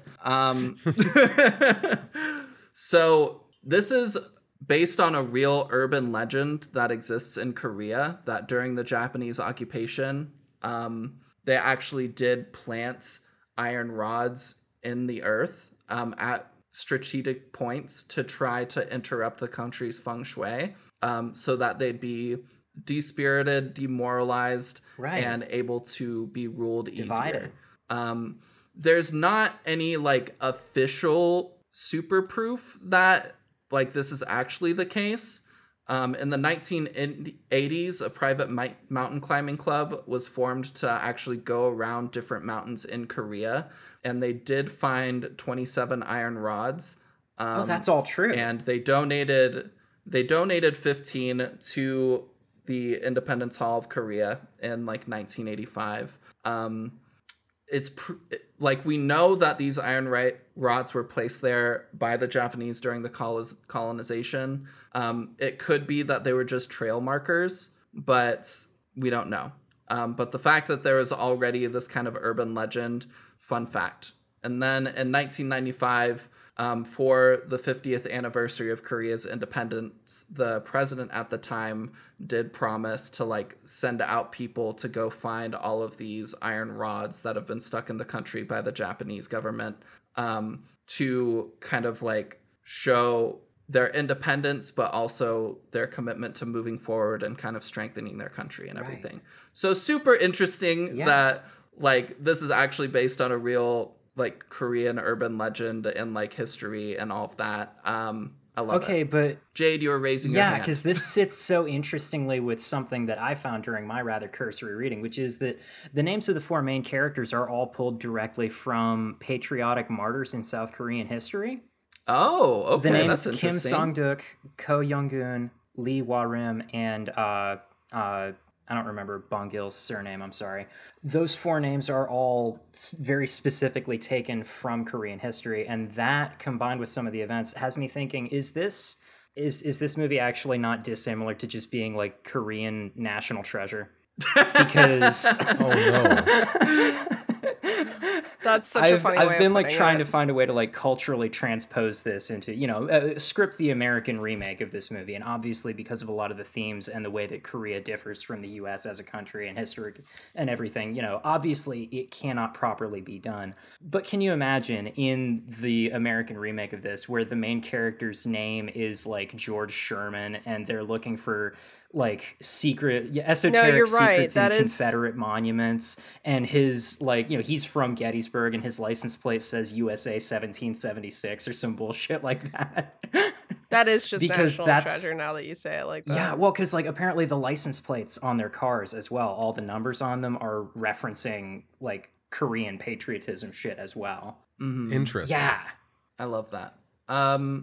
Okay, I am going to read a little interaction. It's not little.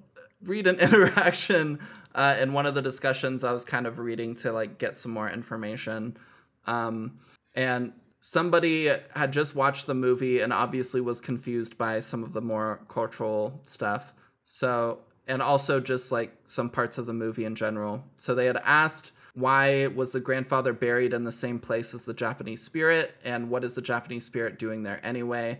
Does its name carry any significance in Japanese culture? And what does the fox signify? Why doesn't the sister sacrifice the rooster at the end?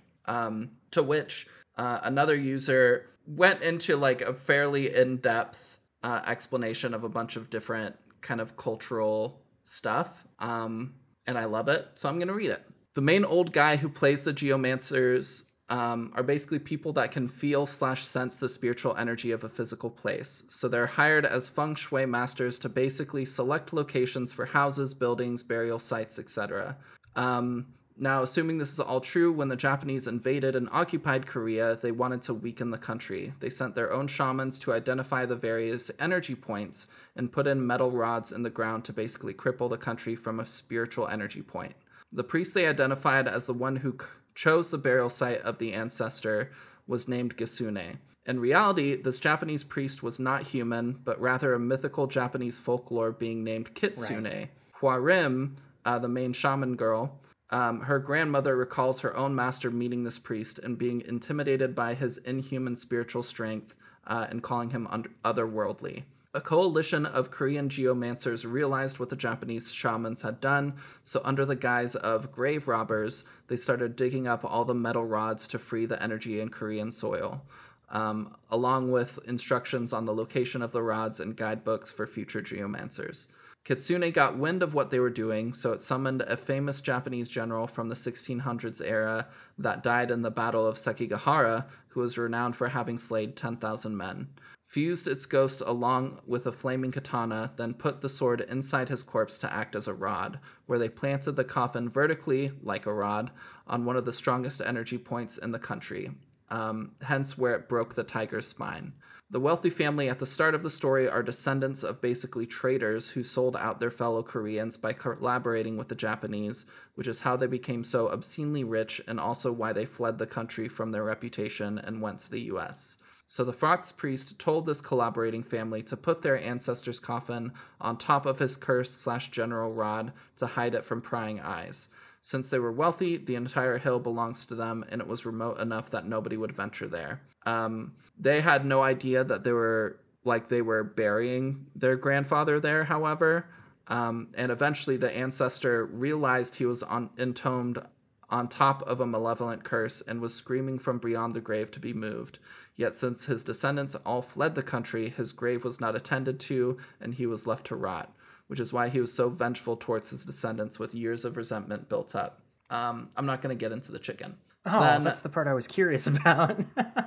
Oh, I can read that then. As for the chicken, usually when they exorcise the spirit, it usually kills all those he possessed with it as a final act of malice. So the sisters were there with the chicken on hand, to perform a spell/ritual to appease the ghost as a substitute kill instead of killing Bongil. Similar to the Just pigs like with the pigs burial. earlier. Yep. Okay. Yeah. Yeah. However, they didn't kill it because they realized once he split the black blood that the spirit had left him and he was okay. So they didn't need to kill the chicken. It's important to note, the only situation where vomiting black blood is a good sign. Normally, you need to talk to a doctor. I love when I vomit black blood. Parentheses, when possessed. Yeah.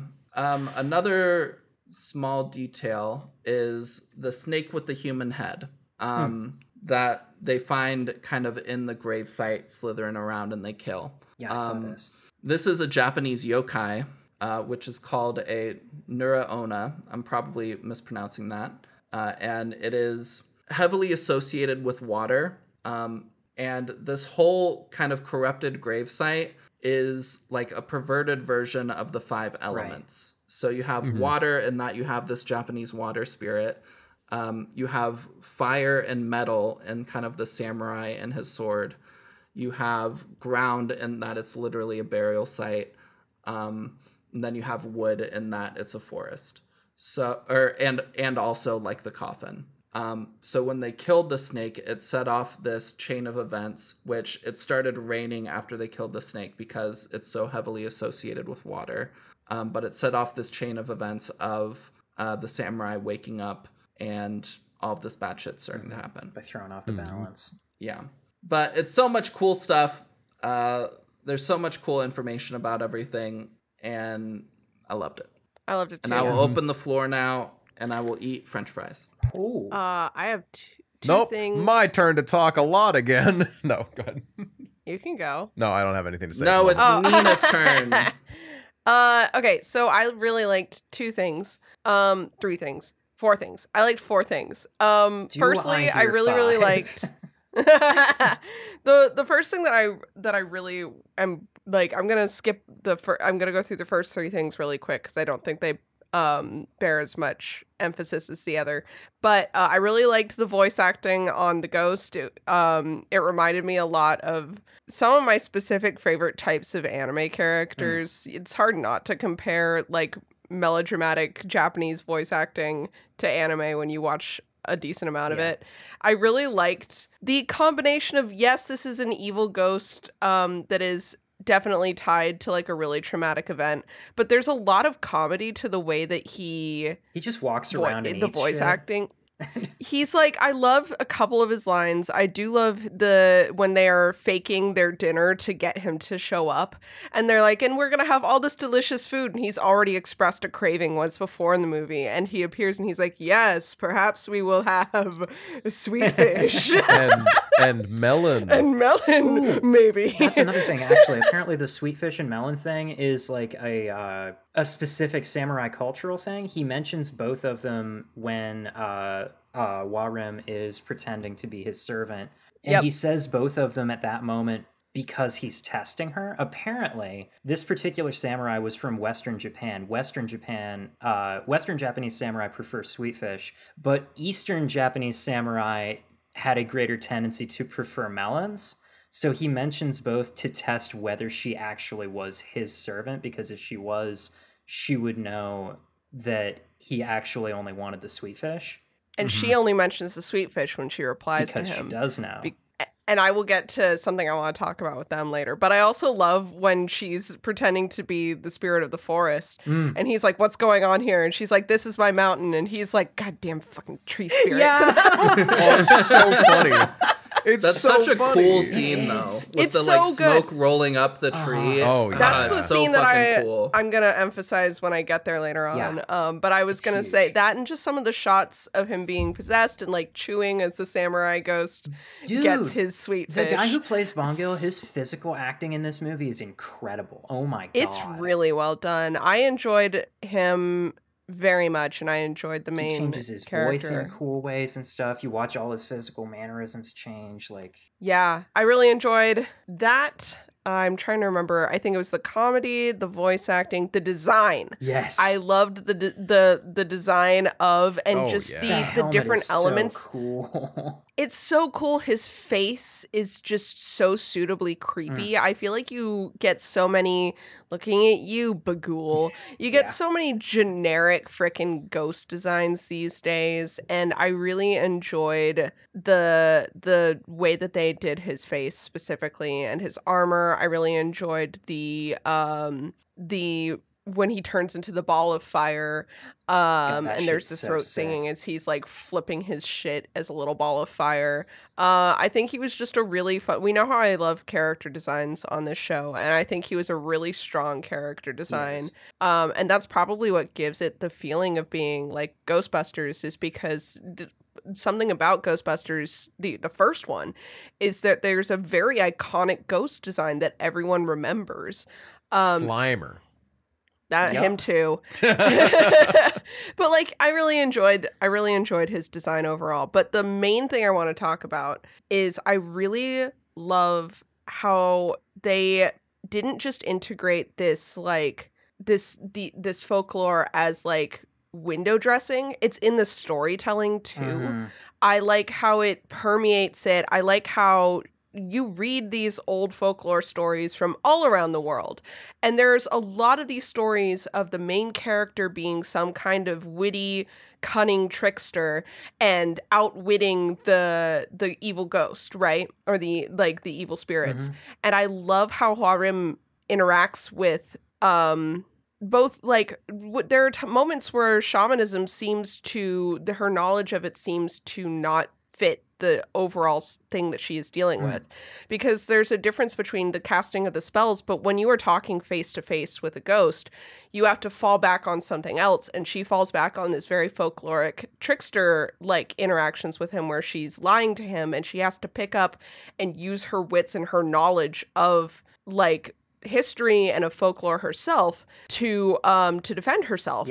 And I really enjoyed how those scenes created just a better tone. They made the character of Hwarim more interesting. They made the character of the ghost more interesting, because to me, he then seems like this very big, genuinely mythical character that has this presence where, you know, he's testing her, she's testing him, she makes her tree spirit and it works, and it seems like maybe he's just does not like nature spirits, which is very funny to me. And I really enjoyed when he spots the pagoda, and that's another thing that like tips him off. There's just, he seems like a very like well-realized ghost, and Hwarim seems like a very well-realized shaman, where it's the spells and it's the training that she's so clearly gone through. But it's also like just, she's a very smart person who thinks on her feet, and I loved that. Regarding the pagoda, so the fact that I love how much personality the samurai has, for one. It's great. But from what I've read and understood, like it's shown that the samurai has a lot of respect for, I don't remember like the term for it, but like this Buddhist scripture that Bongil has kind of like tattooed on his body. And that shows us that he was probably Buddhist. And I think he mentions it basically outright at one point. Yeah, I think the pagoda, from what I read, is like a Buddhist structure primarily. And so I think he just had reverence for it in the moment where he was about to kill our girl. And he's like, I can't do this. There's and a then pagoda was like, here. I'm not going to kill her because this is right here. Which is so interesting, but also furthering like his personality. In all of his interactions, he does not come across as like a vengeful spirit. He comes across as just like a samurai who's at war, that he's cursed, and he has orders from his general, and all of this stuff. And so at the end, like when he is about to die and he's still possessing Bongil, rather than like kill him because he's a vengeful spirit or anything, he just releases him because samurai typically have a very strict like honor code. And the fact that he just like releases him, I'm like, this samurai's a cool guy. I do enjoy the also the way that when he attacks people, he does talk about, like, I've defeated the enemy soldier, and it's like, good job. Yeah, he frames them as something that he can just be out killing. Mm-hmm. He talks about being confused by the fact that there's not obviously a war raging around. He's just like, what's the deal with this? Yeah, he's like, where's the flutes? Where's the trumpets? Where's the drums? You guys wage a terrible war. This is the lamest war I've ever fought in. Yeah, and then she says that's because the war's been over for a really long time, and he's like, that's bullshit. He's like, there's always war.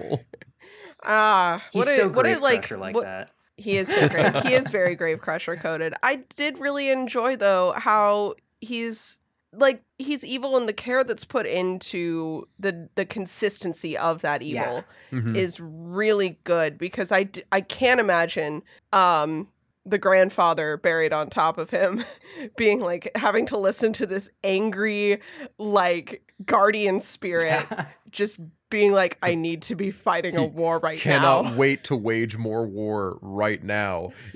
The man acts like he was never defeated and had his head cut off. When you killed 10,000 men with your own hands, a little thing like having your head cut off really doesn't slow you down, I don't think.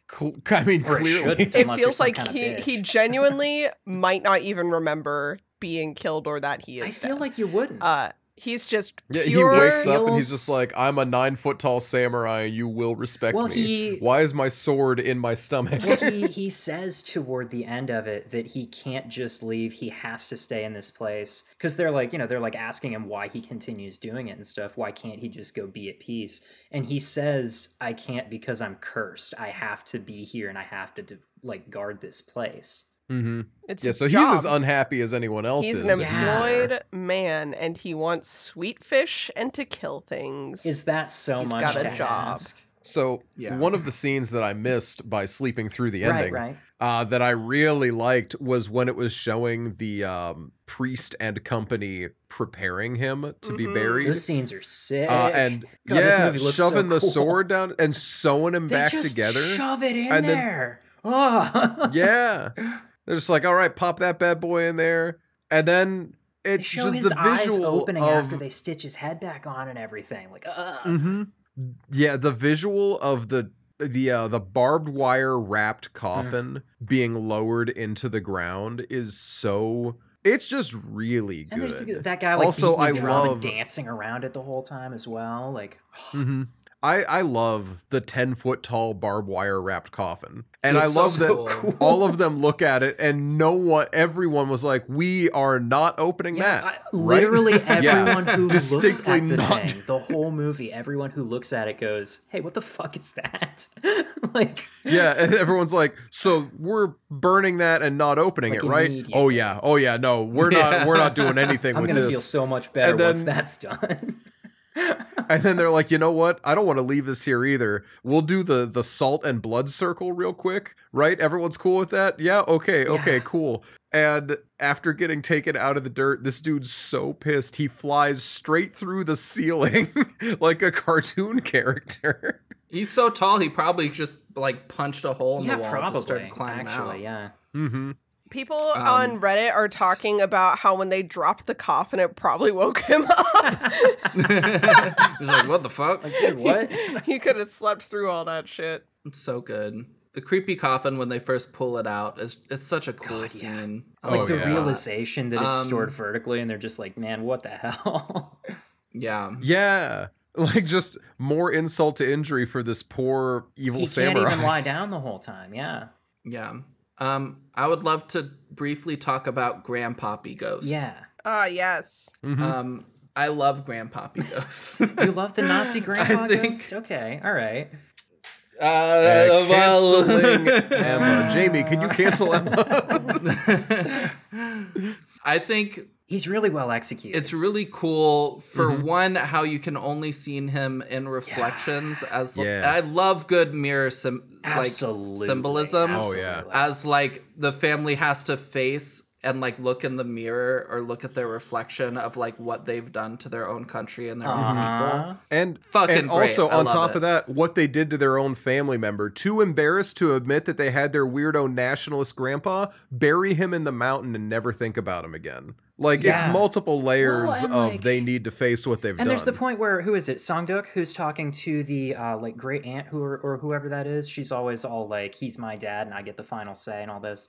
And she, you know, he's like asking her, do you have any idea why this would be like this? Because this whole situation is so fucked. And she's like, I don't know. I really don't know. And he goes, well, I mean, he was a traitor during the Japanese occupation. We're kind of thinking that they might have done something bad just to punish him for that. And she's like, well, I know that. Please don't talk to me about that. And it's like, yeah, okay, so you're okay with this lofty status in society that has been entirely achieved and maintained through selling out everything about your family culturally, but you don't want to acknowledge that that's the thing that you did to get to this point. Okay, fine, sure.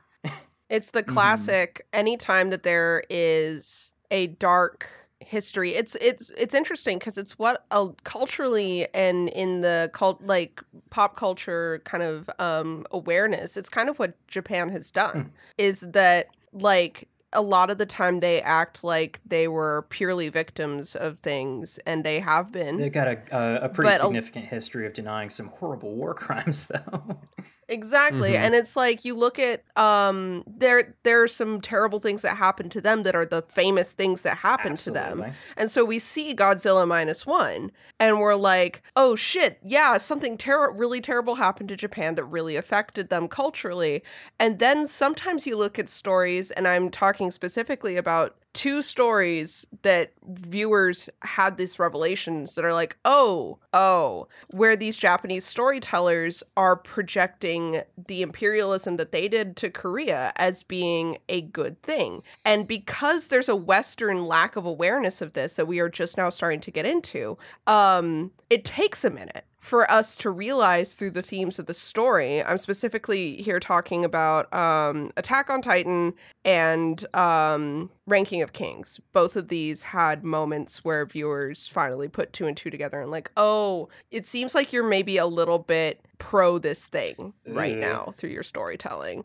And it's like something that we need, that like, they don't want to talk about it. They don't want to sometimes admit that like these are things that have happened, or because of the fact that we have kind of glazed over it because of other things that have happened, they're able to kind of not talk about it. And they're like, why would people ever be mad at little old us? And it's like, well, I wonder a little bit sometimes. Sometimes there are things that you have done, but it's easier to not acknowledge them. And I think that that's one example of many. You have that here in the States as well, where people will be like, all the time will be like, oh, I mean, like, why would anyone ever be mad at us? And it's like, well, have you looked at your past, at your ancestry? Oh yeah, we know about that. Don't talk about that. We just don't want to talk about it. That's impolite. It's okay to achieve and maintain your status in society by doing those horrible things. It's not okay to point it out afterward, because everyone knows. Come exactly. Because we know we've acknowledged it. Like, why are you bringing exactly? Yeah. So I enjoy acknowledging that, because that is how a lot of people treat those kind of things these days, especially in polite society. Yeah. I enjoyed the Parks as a family with their family dynamic for a lot of reasons. Yeah. Well, and like specifically the whole like being traitors during the Japanese occupation and stuff like that. And also very specifically, you notice they're the only people in this movie who speak English to each other. The Parks all speak English to each other. Nobody else in this movie does that. And I feel like what we're intended to get from that is that not only were they willing to, you know, as a family, not only were they willing to sell themselves out for a little bit of a better position in the world before, but also they are actively doing it again. I feel like that's included specifically to tag them as being like people without principles, basically.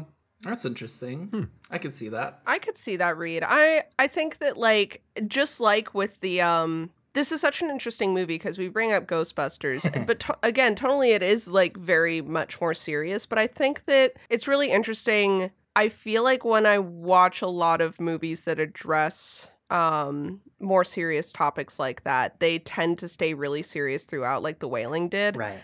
But this one, there's a lot of concern given to, and a lot of like not concern, a lot of personality allowed to all characters of all different backgrounds and stuff, we still care about them, and we're still told to care about them by the narrative. We don't want this baby to die just because of what his family has done. We still want this baby to live. And I really appreciated that, along with the tonal stuff where it's like, yeah, we're talking about breaking the spirit of the Korean people by burying these iron spikes or whatever. But also, we get to do these fun folkloric things where we're talking about the tricking the spirit into believing that you're also a spirit. Well, but like, which is always fun. I feel like an awful lot of that, and like something along these lines that I really enjoy is the amount of time that it spends establishing the rapport and the camaraderie of our main cast, right? Because it's very clear that Younggun and Songduk are very, very close friends. It's obvious. And they've got this incredible dynamic to the two of them every scene that they're in. It's fantastic. But we also get that scene where, like, you know, it's, for most of the movie, they're kind of suspicious of Warrim. They kind of think that she's willing to financially screw them over, take a bigger cut of the pay that everyone's getting, blah, blah, blah. They make reference to this a few times. And it's clear from the moment that they're introduced that she's not a fan of them. She doesn't love working with them and stuff. But then when they take the scary coffin to the temple and that guy makes the noodles for them and they're all sitting and eating together, they're talking and they're laughing and joking, and we get this kind of slow zoom in on her face as she's looking at them and gradually starting to smile. And I really like that we get that, where it's kind of like, establishing that the group is kind of like coming together, and it is the unification of, almost symbolizing, right, the unification of the Korean people to eliminate outside threats by working together, and how it's division that's caused all their problems thus far. But, like, I don't know, I feel like establishing all the characters and the way that they are with each other is something that I've noticed a lot of especially the Korean movies that we've covered so far. It seems like they're just really good at portraying that kind of thing. Because we get similar scenes to that in, like, all the making noodles scenes in Ganjam and stuff like that. Like, The Wailing spends a lot of time making sure we love Jonggu and all that kind of thing. Like, it's really great. Cool. Yeah, it's stuff that I wish that the Conjuring and Insidious movies would frickin' do. They barely got characters in them things. Yeah, I literally just wish that I cared about anyone when I watch a lot of modern haunted house and possession movies. It feels like they're just, that's why frickin' Hell House Origins, Carmichael Manor was so, like, nice. They actually gave me a reason to care about the brother and sister's relationships and about all of those relationships there. That's why Flanagan's so nice, because I look at something like, no offense, Malignant, I love you, but you look at Malignant or you look at The Conjuring or James Wan or Insidious. But, like, you look at a lot of these modern haunted house movies, I would say Immaculate as well, and a lot of these things, and I'm like, I just don't care about these characters at all. You have not given me any actual reason to connect with them. I know a lot about Maddie in Malignant. I know you can tell me things about her all day long. I actually do not care about her that much. Because when they do things, when Hwarim does something in this movie, I have a pretty good idea of why she's doing it, like that she actually cares about Bongil specifically because of everything that they've been through together. She has what feels like real relationships. I'm not being told what people's relationships are versus like, and when she makes decisions to be cunning and has, like, I believe that her snap judgment in a moment where she's being confronted by a 9-foot-tall samurai ghost is to lie to him. I fully believe that this is an instinct that she has. And then I watch Malignant, which I love, and Maddie's just going through the motions, and her sister's just going through the motions of investigating this ghost, where it's like, and now we drive to the hospital and we look through records, and now I'm having a dream. And it's like, this is real. I don't know what Maddie's instincts would be in any given situation. I could not tell you. Yeah.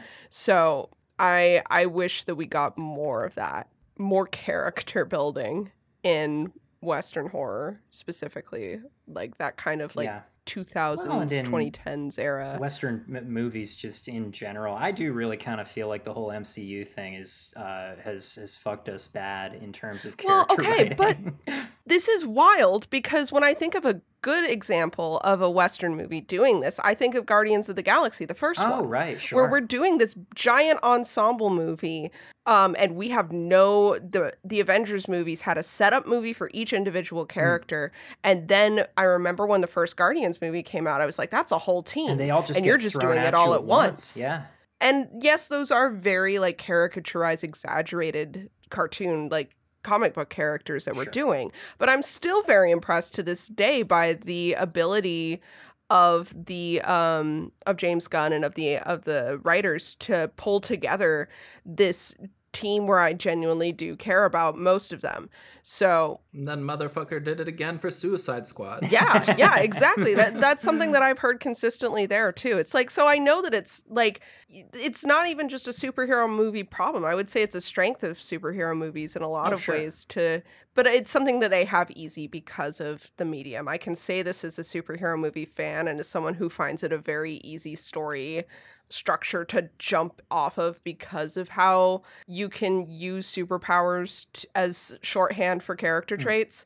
But I do think that that's something that we could be doing more in other stories that we're just not.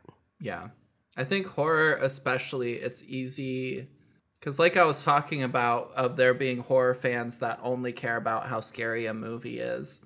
I feel that gets up to execs and they're like, we only need to think about this movie in terms of a unique horror concept and how it's executed. And like, that's all we really need to show off is like how scary we can get this, how creepy it can be, like what its like subconscious meaning is and all of this stuff. And then you think like, okay, we can have this character, this character.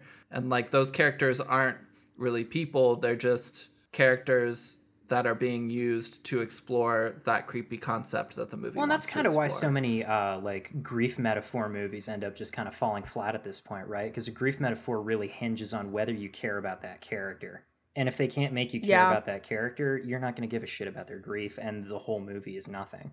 Well, and the character's relationship, because as much as I love the Babadook, I don't. It's one of those things where whenever there's a relationship established before a story is being told, I would love to see a little bit of that relationship.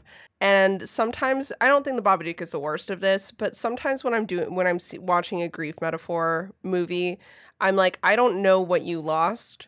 So, unless I have personally experienced the loss you experienced myself, I think a lot of grief metaphor movies really rely on you projecting your own experience with grief onto the main character, which is helpful and good. Sure. Because people need those to work through things. Absolutely. But sometimes this also is you me gotta crying write a specific character and a specific experience. Exactly. Like in Up. I will cry at every movie that has a like daddy-daughter relationship, always. But the Mitchells and the Machines got me the worst because they put more effort into their characters. So that's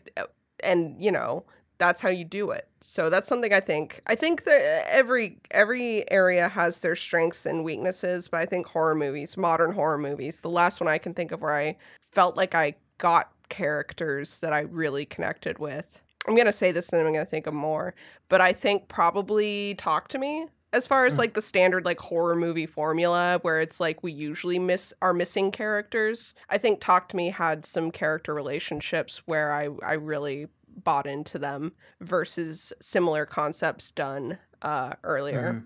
Yeah. I don't know, I really like this movie. I was muted, but that fucking killed me. Oh my god. And my little filler noises. I don't know, I really enjoyed it. Yeah. I did want to say that in regards to the grandpa ghost as well, I really enjoyed, because in Korean culture, like caring for the tombstone and everything and like visiting but also like leaving food behind for the deceased ancestor and all of that is important. And so the first time we really see the grandfather in like a reflection, it's like gouging itself on food at a table. And I thought that imagery was really cool of it just being so hungry because it's never been cared for. And then later on, just like downing fucking water bottles. I was like, oh, this imagery is really cool. And I like it. I think it's neat. It's really good also with the them being ashamed of him. Yeah. To the point where they won't take care of him. And I think when we talk about generational trauma, and there's been a lot of talk about that recently, the kind of idea that if you do not address it, then it will come back to haunt you. And I really liked this version of it, where it's they very literally did not tend to his grave and his memory. And because of that, they very literally faced their own downfall. And I think that's maybe one of the more fun versions of this story that I have seen recently. Well, and that like it can only be resolved by literally digging up the past.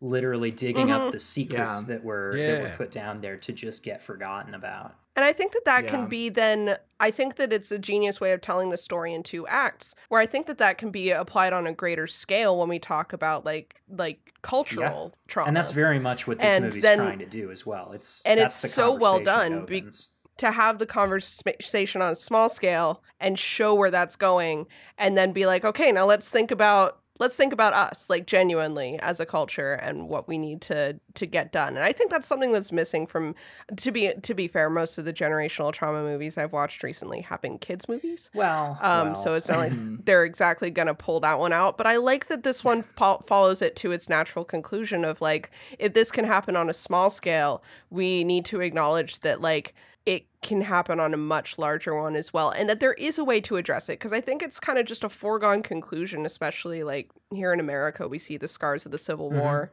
to this day, and I think we've all just taken it for granted. It's such a big conversation to have that just like that is something ever. And we may never have it, but the idea that you could is something that this movie presents, and I find that really intriguing. I had never considered it before. It's great. There's one thing I need to shame this movie for. Okay. And I apologize, everybody. It's controversial, I know.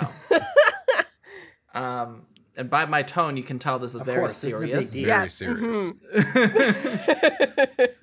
When Song-duk and Young-gun are first introduced, we see them at like a different burial ground, exhuming a body, and because apparently seemingly the family has been having some issues with the ancestor spirit as well.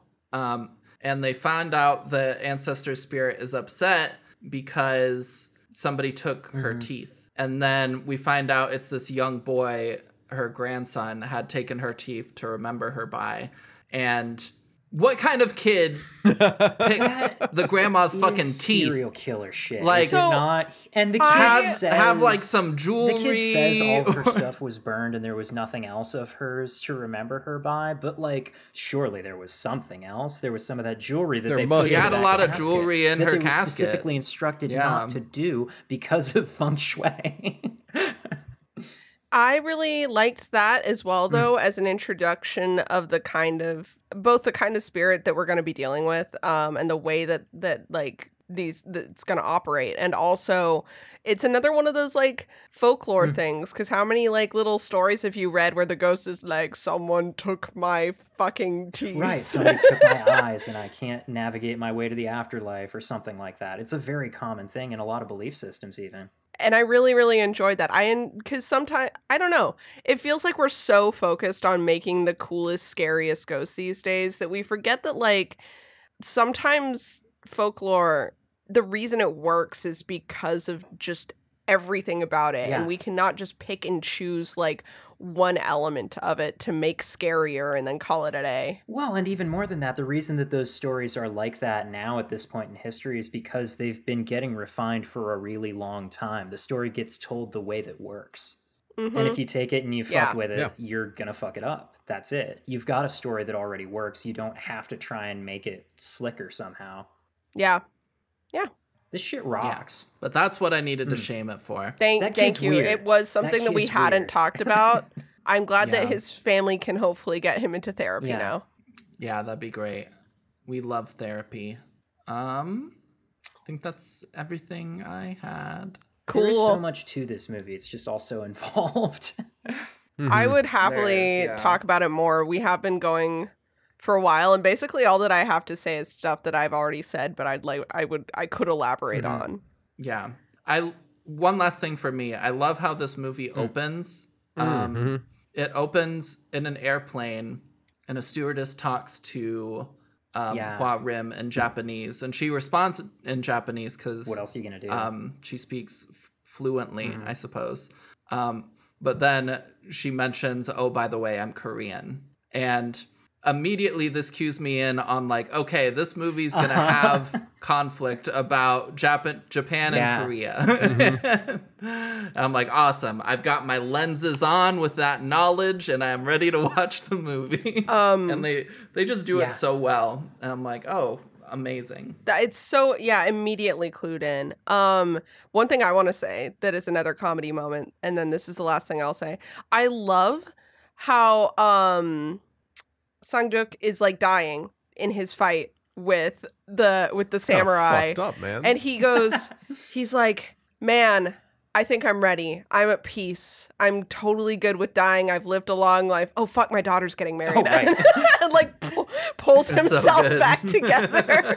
I love the like tone as well internally. He's like, oh wait, isn't my daughter getting married? Hold on a minute. Maybe I do have something to live for. I forgot. My bad. That was really cute because he had been talking about it a lot through the whole movie, so he's really excited. And I thought that was a really great, simple subversion where he's like, yes, this is the tragic moment where I, the character you all love, dies. Oh, wait a minute, hold on. But yeah, that's Exhuma. We watched it. Yeah, I really like it. Noah's Notes. Noah's Notes. Noah's oh Notes. gosh, I got it. Hold on, I'm coming in. That's right, more talking from Nina. Are these notes from your first watch? I didn't take any notes Okay. on the second one. I didn't watch the movie a second time. I watched the last 30 minutes. Noah says, I can't say that. Noah says honking on that Benjamin about... He is honking on which- that Benjamin the whole movie. Which one can you not say? I can't say my... Okay. Jumping or No, jump scare title I was drop? gonna say honking on that Benjamin just like you were, and that's why you fell asleep. But I actually don't think that was true. I did not get high I did. at all. Okay. Noah says sparkling water reference. That's so me. Noah also says, oh shit, he's played by old boy lead Choi Min-sik, which Noah did watch. I knew about the plot to Old Boy, and I told Noah, I've heard that one's pretty fucked up. And then he watched it, and I think it was maybe even more fucked up than he expected. There's a specific twist I just was not anticipating. And it's one of the only things that I know about the movie. Noah says... I only see pristine plots. Get her ass. This man thinks this gravesite sucks and they aren't even there yet. I love after that scene where he like doesn't want to say it in front of Mr. Park. Then he gets into the car and he's just like, it's the worst grave I've ever seen. It's inhuman. Nobody should ever like... Noah says, The immediate next note from me is, oh no, I also thinks it sucks. This is a bad vibes gravesite. The way that they show the grave Noah for all says, of that buildup that it ends up getting as well is like fantastic. It's just such a perfectly plain and desolate spot. Noah's notes are very good for this movie. Noah says, man, I saw the foxes and thought it was a cool little thing. Shows me, I guess. Yeah, they like to dig up dead things. Yeah, this is They like true. to cause problems on purpose. It's like a coyote. They're Noah not dissimilar says, to coyotes. They're just smaller. Noah says, man, why'd you kill the snake with the weird head? Yeah. Noah says, can I ask why you're interested in the grave? Yeah, so I just dug it up. I love that scene. The guy's just like, oh yeah, heard plenty of rumors. Don't know if it's still there. Anyways. Noah says the quote unquote snake killer is having a really bad time here. Noah says, vengeful grandpa was one thing, but the barbed wire fastened coffin, that's really and obviously awful vibes. Yeah. Not one of the things that you hope to find when you're exhuming a gravesite. Right. Love how nobody is down with this. Last time it was, hey man, this is a lot of money, but this time it's, hey, this is clearly the most evil coffin we've ever seen. Noah says, Pigpen Ripper at it again. He does that's straight his name up now. just rip that guy's head off in that one shot. And he goes through the pigs as well. Yeah, like 3/4 of those pigs get killed. He's he's just a killer, and he's got to kill. He's basically Noah Psycho says Boy, he basically is. Noah says, "Hey, what the fuck, man? Why is that thing so big?" I think in reference to the samurai. He's like 8 feet tall. Yeah. Noah says, "Our 9-foot tall Japanese man sure is here." Followed by big ball of fire effect looks fucking good, incredible. which is true. Oh my god. I especially love when they give you the like way backed out shot of it, like over the house and everything. It's so cool. It looks so good. It's one of those things where it's such a cool shot and you're like, this is really neat. But someone had to think of that and put that down on paper, and I appreciate that they did that. And then they came back and Noah did says, it again. Absolute heroes, actually. Noah says, "Man's out here looking for a third, even larger, more evil coffin." And then he says, "Oh my god, it's just a giant man." I didn't expect the ghost to be physically there. This is also when I started falling asleep. Noah it's says, not a ghost, it's an anima. Yeah, it's a combination. Once again, of I was ghost and falling some asleep. other thing. Noah says, Yeah, a ghost and an iron stake. We've gotten through this. This is a quote from the movie. "You know what Japanese ghosts do? They kill anyone and everyone who comes near." And then I said, yeah, I've seen The Ring and I've seen The Grudge. See, this is another one of those like really interesting like historical statements in the movie though, right? Where it's like they're characterizing Japanese ghosts as being different from Korean ghosts. Where it's like they don't have their own vengeful specters even because the place has just been historically smashed down so much and so often that their monsters are all external. That's so interesting. And that's something that she talks about early on when she's naming like bad things that she as a shaman she comes into contact yokai with. If you're listening to what she says and not reading the subtitles. Yeah. So it's like, that makes sense to me that like if you come to like America or England, the way that, or like different folklore. I love that when this happens. I love when different folklore from different countries is like explained as just being the way that it is there. Yeah.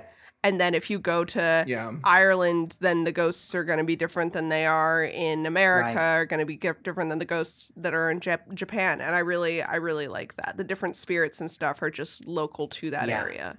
But yeah, that's it from Noah. His last note is that ghost really wanted his sweet fish, and he really did. Sure did. And there's he one thing really that we're got it. taking Really away did. here.